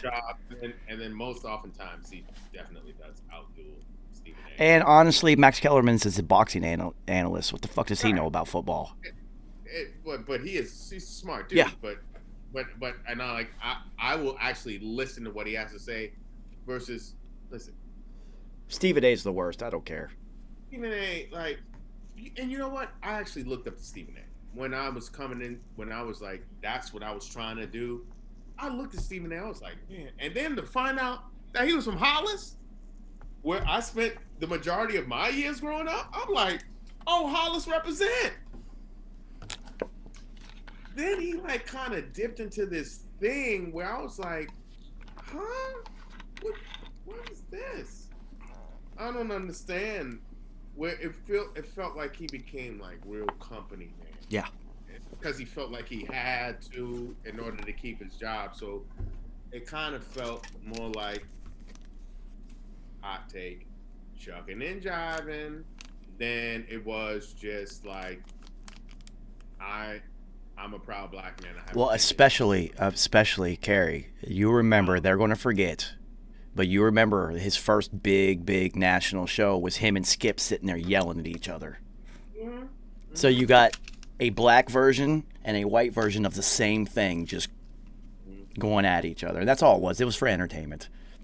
Exactly. And because Skip also gave mad hot takes where you're like, Skip, what the fuck are you literally talking all that LeBron James hate that Skip spewed for 30 years. But the thing about it is, calling T.O. Team Obliterator, I'm like, Philly doesn't make the natty. They don't make the guy played on a fucking broken leg in the Super Bowl and had 133 yards. Stop your bullshit, right? But with the quarterback who hated him. I will say this though. Skip in his latter years now with Shannon really tamps him down because Shannon is just his own personality. This Skip is watchable. Yeah. Whereas Stephen A has become even more Stephen A because now he's like, First Take is my show now. And he's like, it's like... Well, now he has his own show where it's just him. Where now it's just really, really just him. But he still calls First Take his show. He still calls all this mine. He's still me. Which then harkens back to what you said before about Josh Norman. And I know Stephen A has a lot of love for HBCUs because he went to one. Yeah. He basketball at one. And I respect that. But when you get on national television and you say that you would have handled, now I'm talking about the Deion Sanders getting a win, yeah. but also let's talk about it. and saying I was hoping that Roger Harper would have been on for this conversation because of the Deion Sanders connection. you would have handled that differently. How you mean? What you talking about? So you saying in a highly emotional state, you just got your first win as a head coach on a collegiate level at an HBCU that you chose to work at, right? Then you go into your office, which is your sanctuary. We know your bedroom, your whatever your place is, the place that you hang out the most, where you do your best thinking, where you make your best moves. That's your sanctuary. You're gonna have your best shit there, right? He had his phone, he had his shit. He had his chains on him, but he had his shit. Someone, while you are achieving one of your best accomplishments in your life, he said in his life, this was his best football accomplishment, right? A Hall of Famer. Multiple Super Bowl chips. Tons of accomplishments. People literally pattern their game after you. I did. Shit, fuck yeah, I did.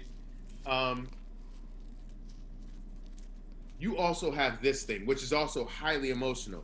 You're not supposed to speak on it? And what are you talking about? Kerry, they walked in on the guy stealing the shit. Right. So I understand what Jackson State was trying to do and trying to be like, oh no, it's not a big controversy, it was a mistake, blah blah blah, to try to like, I get what they're trying to do, but I give all props to Prime for being like, nah, fuck that shit. We walked in and he was stealing my shit. What are you talking about? Thank you. And here's the greater point, right? And here's what Max hit on. And this is why I'm like, there's a lot of times Max hits on shit that Stephen A should be saying. Yes. But not. Yes. And so thank goodness for Max in that regard. Well, I'm like, you know Max used to rap back in the day. Oh, absolutely. I know he used to rap. And his brother got killed because boxing and all this. Yeah, I know Max's story. But I was like, what are you talking about, Stephen A? Stephen A's like, well, you know, I don't disparage him for coming, but HBCU, we all have this problem, and like, now there's another excuse. Listen, stop. If we are talking about we want to be on the same level playing field, look, if Duke could have hid the lacrosse players that were accused of rape, they would have 100%. No doubt. They couldn't. They recovered. Do you think there were parents that are like, well, there was that Duke lacrosse rape scandal. You will not go to Duke. No, they were like, give a fuck about that. It's Duke. You gonna go to Duke? It's Duke. You're going. Yeah. So it's like, what do you mean sweep that shit under the rug to make HBCUs look better? There's fucked up. Cam Newton stole fucking laptops at Florida, which is why he had to leave. Yeah, people forget that. People forget. Listen, crime happens. Listen, at the best. Whatever. Harvard. What are you talking about? Crab legs is stealing crab legs on camera. It was free sneaker you. Hakeem Warwick used to get. I'm saying Hakeem Warwick. I mean, not Hakeem Warwick because he was a basketball player. Peter Warwick. You know what I'm talking about. Peter Warwick. Peter Warwick, yes. He was getting free sneakers at Foot Locker all the time. It was free sneaker you. Like, it was like Florida State University was free sneaker you. Yes. So stop. Like, if we're trying to compete on the same level, then stop acting like this shit doesn't happen here. Like, it's all the same gang. So stop. All right. So let me ask you something. When you were at Houston, how much shit did your star players get?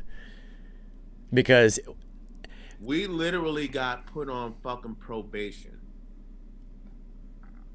because our starting running back, Lamar, who he was everything. We went to Michigan. The only reason why we were in the game was because of Lamar, who like he had over 100 yards rushing against the Michigan team that pretty much sent almost their entire offense and defense to the league. Yeah. Now Lamar ended up going to the league. Lamar Smith. He played for Seattle. for a couple years, so he was in there. But he was just that dude. Wait a minute. Didn't he play for New England too for a little bit? No. No. Who you're thinking about? No, you think Antoine Smith. Yeah, my bad.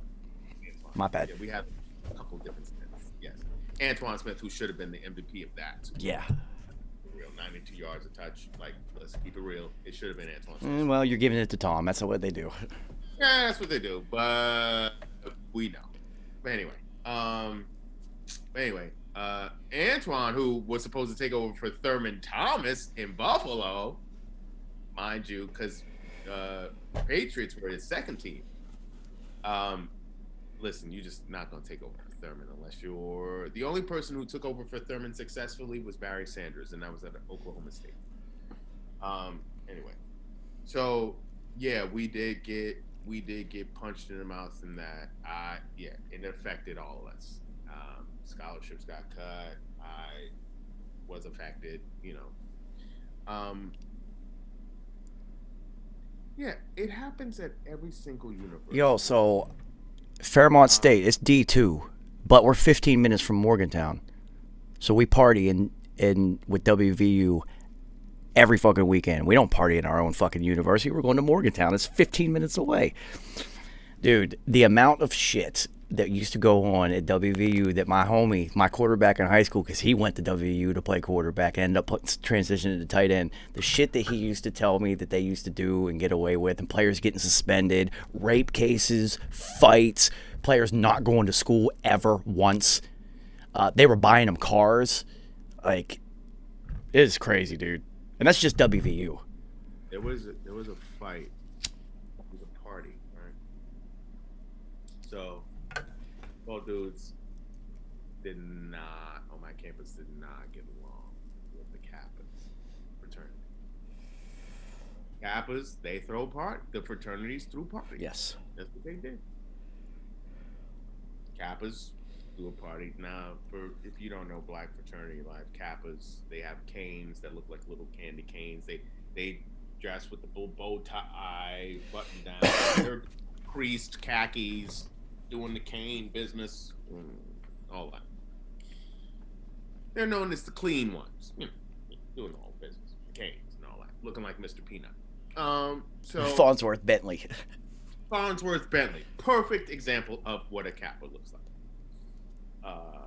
Except instead of an umbrella, it's a cane. During that era, we did not get along. What the problem? I mean, it's like somebody fucked somebody girl, someone said somebody about somebody mama. What? All I remember is that there were bodies thrown out a window. There wasn't no football bodies either. Like beef. And it was like, y'all not gonna be able to handle this beef because there's a ton of beef on this side, and it's no bueno. You know what I mean? So that used to happen at Fairmont because I'm in West Virginia at a D2 school. So you're looking at there's only one black fraternity, so all the fraternities are all white. All the athletes, it's about 97.5% black. Dude, it turned into race wars. Just fucking race wars. And you just saw white people getting tossed left and right. Red on white. You just saw leaking all over the place every time. Dude, they never won that fight. I don't care. It never worked out for them. But here's the thing, though, Kerry. Every time the cops showed up, who do you fucking think they all cornered up? Exactly. And that's where I played my role. Yo, Joe, the police are here. Go talk to them. Excuse me, officer. How can I help you? I'm a football player, too. Blah, blah, blah. Oh, no. They started it over there, so. Yeah, they're the ones who start. Like, you need an ally. Yeah. You do. Because if not, who are the sons and who are the fathers and the uncles and the cousins of those idiots who started the shit? The ones on the police team. Exactly. And I know my role in the team. I'm a special teams player, but I'm also a special teams player. My specialty is talking to the fucking police so that all of our players can stay eligible. And that's why you are on the Hall of Fame ballot, my friend.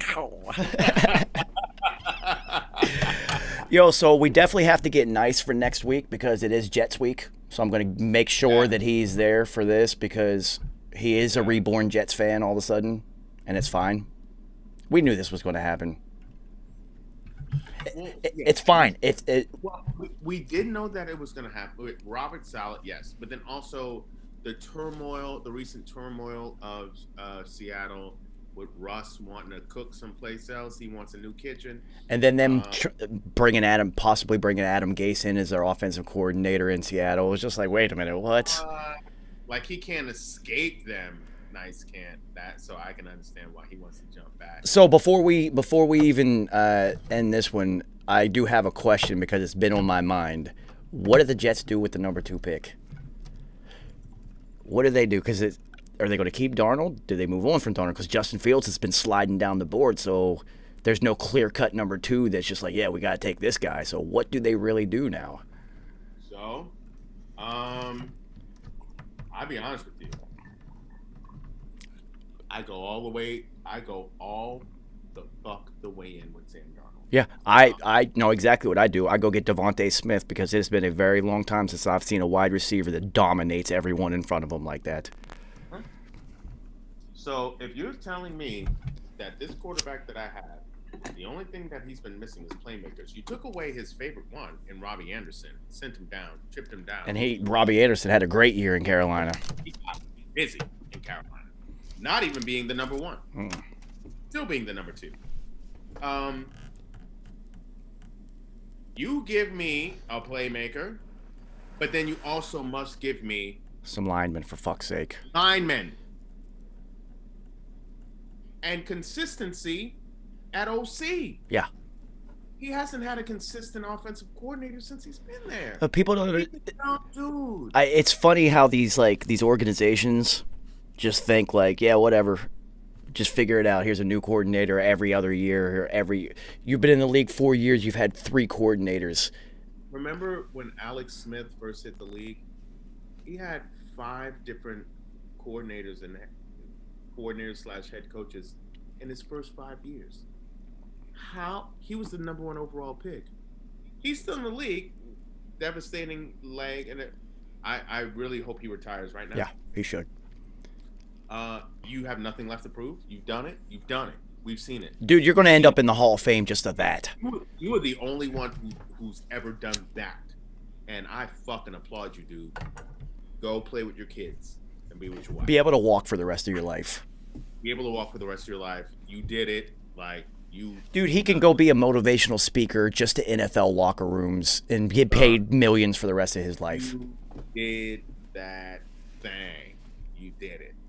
But what I'm saying is, he was much ballyhooed under who? Urban. Okay. Urban. See how we love to go full circle here at Gray Matter? We're back at Urban Meyer again. It's all here. We may be a little slightly bobbed, but we're always on task. Yeah, we got it. Yeah, interesting. Who was the Jets running back this year? Oh, it was old man Frank Gore. Oh, Jesus Christ! They need to get a running back. Oh my God. But also, you had the young bull out of Florida. Was it Florida? Florida State. Is he one of the P. Ryan boys? I think he's one of the P. That's Ryan Florida. Yeah. That's Florida then. Florida, yeah. And he started getting run after Adam Gase relinquished his call playing duty. But then he got a little hurt, and then they still have like 2 other running backs. Yeah, but if you look at somebody like Ryan Tannehill, they don't have running backs. So his development. Yeah, they were looking at CCS. Yeah, Ryan Tannehill's development got accelerated whenever you start handing the ball to Derrick Henry. And now all the pressure's off of him. And look what Ryan Tannehill blossomed into. One of the most accurate and best quarterbacks in the NFL over the last 2 years. So imagine if you took it off of Sam Darnold's shoulders a little bit. Because we see it. Even last year, there were throws you were like, he can do it. He got the arm. Also, listen, and I will go to my graves. Every young QB needs Yeah. Point blank. You need a safety valve. Get this dude somebody from one of those Notre Dame tight ends. They got two of them, or one of them from Iowa. Just anybody from Iowa. Notre Dame or Iowa. Fucking pick one. Pick one. But pick one. Yeah. Because I'm sorry, Herndon. I like Herndon. Backup. Wonderful backup. Brait did a fantastic job as a. Actually, Brait was a third. He became the third tight end. Yeah. And he was only the backup because homie got hurt. Yeah. So, but Brait was a humongous contributor. Huge. So Herndon doesn't have to Chris Herndon doesn't not have to be a contributor, but you need a starting tight. You need a tight end and you need a running back. And you need a running back and then linemen. You got to take the. And give this dude a chance. You got to take the pressure off of the quarter, especially a young QB, to execute everything on their own, and then you can build with receivers around them. But you have to. Quinnen Williams on the defensive end, like as a D tackle, like the world is in front of him. I think that we won't see the true Quinnen until we see some true winning. Very good, and they do have a spark plug at head coach now who is defensive minded, so we might see. So the Quinnen we gonna see this year. Yeah. Yes, and then look for the people, and the domino effect, the players around Quinnen Williams who are going to be single teamed, one-on-one situations to have very, very, very productive years. And again, like we were saying on the back half of this season, the Jets were playing fucking hard. They saw the writing on the wall, especially when they knew they weren't going to get Trevor Lawrence. Yeah, Adam Gase was gone. They kind of opened up after that. So then they were like, well, I'm playing from my spot. And then so people started playing fucking hard. And the Jets were in every game after that. Yeah, so I don't think you give up on Darnold, though. No. Not if you can't get Lawrence, which they can't. I don't see another quarterback in this draft that gives you more potential than what you already have. Mm-hmm. At all. There's no clear cut, let's cut bait on this one. There's no point in doing that. At all. Peyton Manning, his first year in the league, led the NFL in interceptions and had a terrible year. Troy Aikman. Troy's rookie year was garbage. Garbage. Come on, like quarterbacks used to actually develop. Aaron Rodgers sat for 4 years, like he was in graduate school.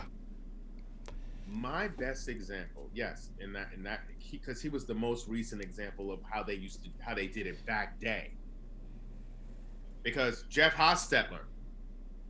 If we don't have Jeff Hostetler, WVU, as a backup after Phil Simms goes down, there's no fucking way in the universe we beat the Bills, who was actually one of the greatest football teams to ever field a team ever. Yeah. In 90 and 89. Are you kidding me? Shout out to the hoodie for that defensive game plan.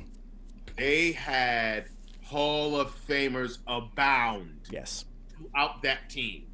Abound. Both sides. Yes, both sides.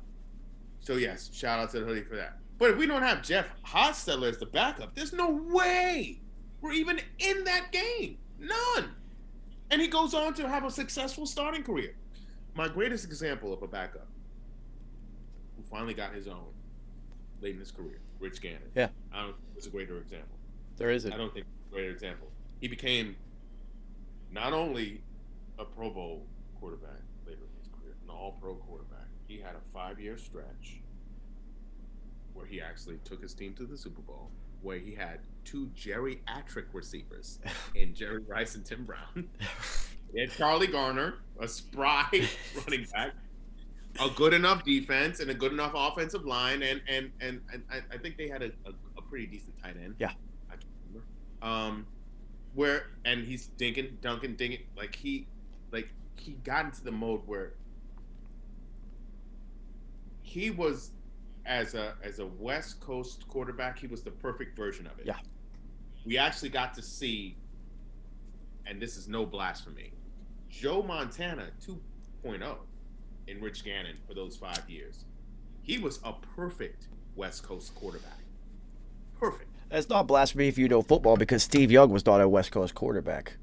No, he was not. They just put him in that West Coast offense, and he's Steve Young. Like, we've seen him play. Come on. His accuracies. If Steve Young could have thrown the ball downfield more, like no risk it, no biscuit, he still would have won. Yeah. And he would have shown his arm off, and his numbers would have been gaudier. But yes, but you know how people feel about. They're like, Joe Montana, Rich Gannon, huh? You know, people who don't know the, you know what I'm saying.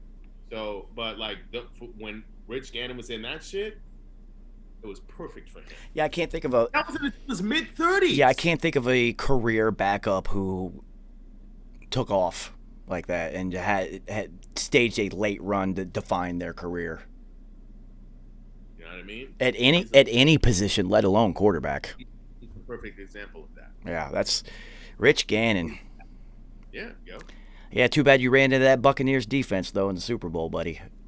Too bad. You ran into Tone Dungy's former team when the team and your coach, who just left you to go coach Tone Dungy's team, knew all your secrets, gave them all the secrets to beat. Because if it weren't for that advantage, Oakland wins that fight. All right, so before we, Emmanuel, Kurt Warner was only a backup for the preseason because then Trent Green blew his knee and Kurt Warner was thrust in the starting lineup. So we're not looking at an 8-year career backup who just takes off all of a sudden. It was just like, wait a minute. Because Rich Gannon, he had stints in Minnesota. He had his shots and it didn't work out. He had shots that didn't work out. Where he was actually a starter in different places. It didn't work out. Well, see, Kurt Warner was a third string at Green Bay, and then he was with Iowa Storm for yeah, he played in the Arena League, and then he was stocking shelves. It's not like he got his first starting job was with the Rams when Trent Green went down. Yeah, it's really interesting. It's really interesting. So you have to look on the mode of old Richie Rich himself, because he did play a lot like Jeff Hostetler. And you have to think of that era, for all you guys younger than us, that era is like the head coaching era now, where if you were a starting quarterback and you flamed out somewhere, you just went to another team and became their starter. There were only so many starters. That's just the way it was. Nobody got their shot. Yeah. You know? So to see it now where you bring in these young guys and you expect them to light the world on fire immediately. Dude, Justin Herbert just fucked up every rookie quarterback who's ever going to play. But also look at this. Patrick Mahomes, who we have already dubbed as next, as greatest of all time, he sat for a year behind who? Alex Smith, who we talked about to lead this whole fucking conversation. Well, that's because Andy Reid was smart enough to know you got to sit down for a year and learn this game. I'm not going to throw you in there. We know what we have. Let's not fuck this up by throwing them out there too early. And then also for Patrick to say this past year that, oh yeah, now I finally know how to read. Exactly. Shows you exactly why they sat him down. Yes. Because if you looked at him at Texas Tech, which I did, he had a game where he threw for over 700 plus yards. Lost that game. Yeah. He's the Steph Curry of football, dude. Yes, he is. Because if that three's not hitting when it wasn't in the Super Bowl, they're losing. You know, so, the last thought is Justin Herbert literally just broke the mold. He just fucked it up for the next 3 years for rookie quarterbacks. Well, because what Justin Herbert did was he really put a spotlight on coaching. Yeah. He's just like, listen, this is what I can do. This is what bad coaching does to me.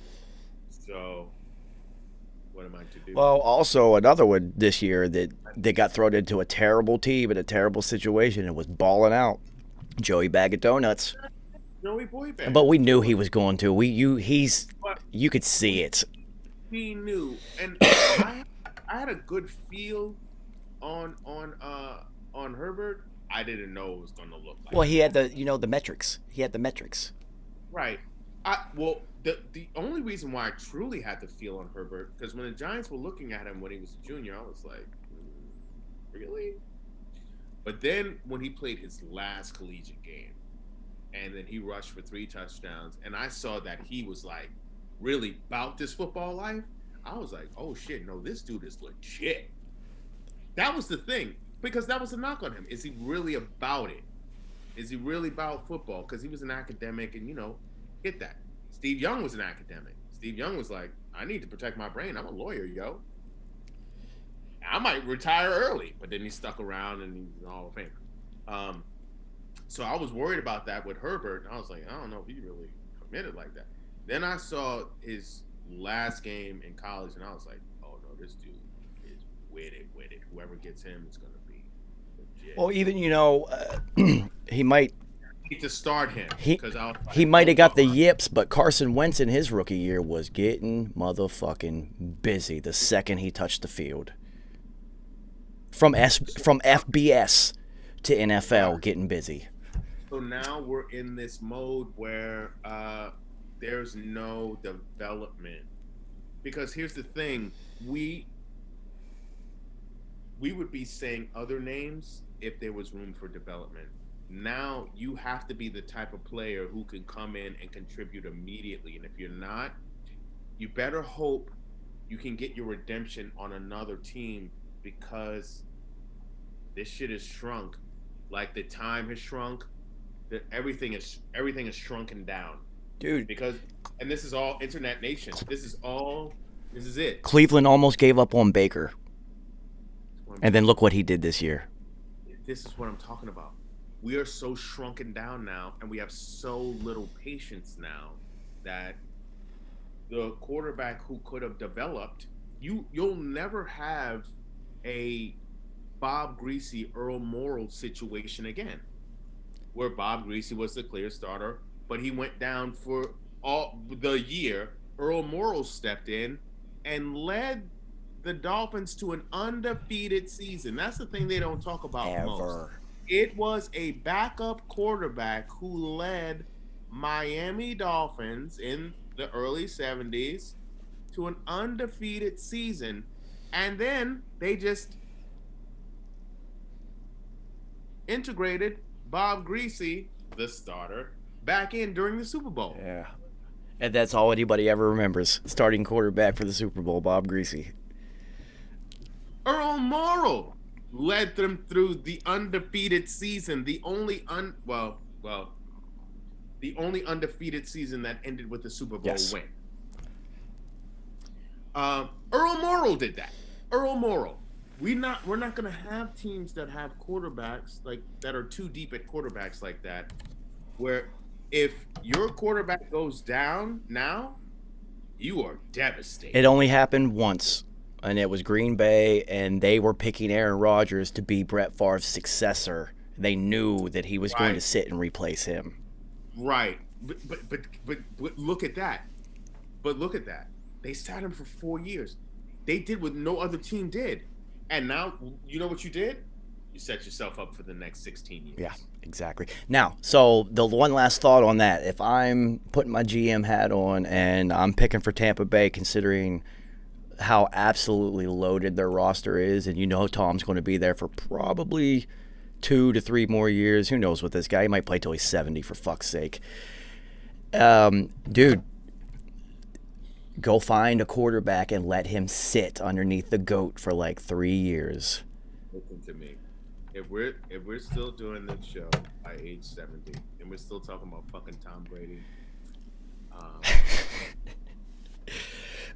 we better be doing this show on the top of a fucking mountain, right? With nothing but jacuzzis, endless Mary Jane, food, as far as the eye can see. As far as the eye can see. Yeah, this should better be literal paradise that we are doing this show in, because fuck that shit. I mean, I'm looking at probably 2 more years minimum with this guy. Sure. I heard 45. He's 43 right now. So, yeah, give me 2 more. All right. And then all right. And then all right. You know what I mean? Well, I It's mean, like, come on. then like, There's no bigger Tom Brady fan in history than this guy. And even I will tell you that after what you just did, there's nothing else to accomplish. boom. There's nothing left to do. You have elevated yourself into Muhammad Ali, Michael Jordan status. There's nothing that you can do for the game of football anymore. Serena Williams, Simone Biles. Everyone forgets to add. Oh, Simone Biles. Wait. They don't even have a name for what you did, so they just call it the Simone Biles. But then they also They ban. tried to ban it because no one else can do it, and it's unfair. It hurt. It's like, well, you know you're the GOAT of a sport when they ban the thing that only you can do. Yeah, see, As a sport, what kind of fucking sense does that make? well, Especially an individual sport like that. well, What? let's throw out this one in there. If Simone Biles happened to be white, do you think they would have banned that move? Oh, I mean, exactly what I said. Like it would have been ballyhooed as the greatest Celebrated. Celebrate. No one else can do. We're gonna see the Becky Beckenstaff move right now. Fucking Becky Beckenstaff. Yeah, so I will always add Simone Biles' name into the GOATs category because very few people do. Serena has crept in there, and people will say her name all the time now, but they forget about Serena's name. They forget about this little chick who can flip and jump better than everyone, and who has won every event she's ever been in. Yeah, Simone Biles, you were absolutely correct on that. How do you just do moves, and because nobody else can do them, they outlaw them? What? That'd be like telling Steph Curry he's not allowed to shoot from 30 feet. It's like, well, do you remember with Wilt Chamberlain? They outlawed the dunk Exactly. for decades. They had to drop it in. So this was the mic dropper. What Wilt said to Michael, he was like, "Yeah, for you, they say you the greatest of all time. Like for you, they make rules to help your game. For me, they made rules to stop me." I mean, he can say that, and that's the ego, and Wilt did bang like 10,000 chicks or something like that. Well, he said 20,000. So yeah, let's say like. But Wilt, let's be honest with ourselves. It's Michael fucking Jordan. He changed the world. You didn't. Yes, of course. And of course, era was a major factor, obviously. But I have to applaud Wilt on this. Yes. In an era when the Celtics were winning it all because they just had the best team. And they had Bill Russell. That's what I'm saying. They had Bill Russell, and then there's like everything. They realized what Bill Russell was, and mad props to their owner who saw that. Who also made Bill Russell the first black head coach in basketball. Wilt Chamberlain was a fucking outlier. That dude was like, what? The only matchup that I would have liked to have seen in their primes would see Shaq at his most physically dominant, and then Wilt have to match up against somebody that's, because that's the thing with Wilt is he never faced anybody who could physically even match him. It wasn't even close. And they forget how athletic he was for being so goddamn big. Yes, he was. So I would have loved that. But you know what I would have loved even more? Wilt versus David Robinson or Hakeem or even Patrick Ewing. Hakeem would have ate him. That footwork was too much, dude. Because all the ones I just named, they were all more athletic than Shaq. Well, I just wanted to see Shaq push him around because he just pure power. That's what I'm saying. Yeah. Wilt physically dominated everyone. Shaq, right. You're not going to physically dominate Shaq. It's impossible. Right. But we all saw Hakeem destroy Shaq. And the only other player to give it to Shaq, besides Dennis Rodman defensively, Tim Duncan used to eat Shaq up. Well, yes. Well, Tim Duncan, but also Yao. Well, let's not forget Yao. That's 7-7. Yeah, but like, yeah, but Yao gave it to Shaq any way you like. He's like, I give you this jumper, I can give you this down low action. Yeah. Like Yao gave it to Shaq, and Shaq. That's why Shaq respects him so much. Mm-hmm. Shaq was like, yo, like I didn't even know you had that, yo.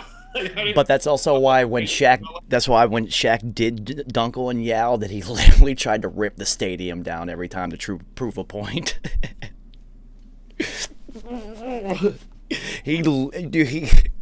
I know you remember those. Every time he dunked on Yao, it was so disrespectful. The new shit I just learned about Shaq is that before they Shaqified all the rims, which mean they fortified all the rims so that Shaq can no longer tear them down, the stadiums used to send Shaq all the rims he broke to his house. Oh, that's awesome. So he has, like, at one point in time in his backyard, he had all the NBA rims he had broken in his career. I just found this out. So one last note, West Virginia Ohio All-Star game basketball, very first practice. I got to play in that game, right? It's a backup point guard. Whatever, I'll take it. I'm in the All-Star game. I'm in here, baby.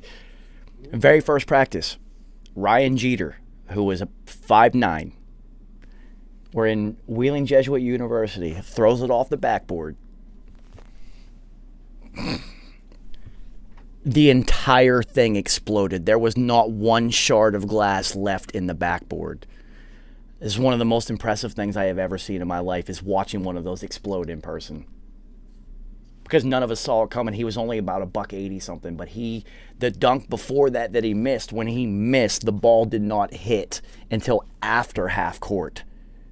That's how hard the whole thing exploded. There was not one piece of glass left up there. It was like, and if you ever get, and now the rims don't do that anymore. The whole thing just collapses. They had to do that, or else they would have been replacing rims all the time. Well, because everyone would have been like, oh, "Fuck that! I'm tearing this bitch down." Well, I mean, who was not Daryl? It was Daryl Dawkins that said he figured out how to do it. There was there was an angle you can get one of the corners to go into the glass, and it would crack it. Dunk it from the corner. Yep. Yeah, that's why they had to do the breakaway rims. Yeah.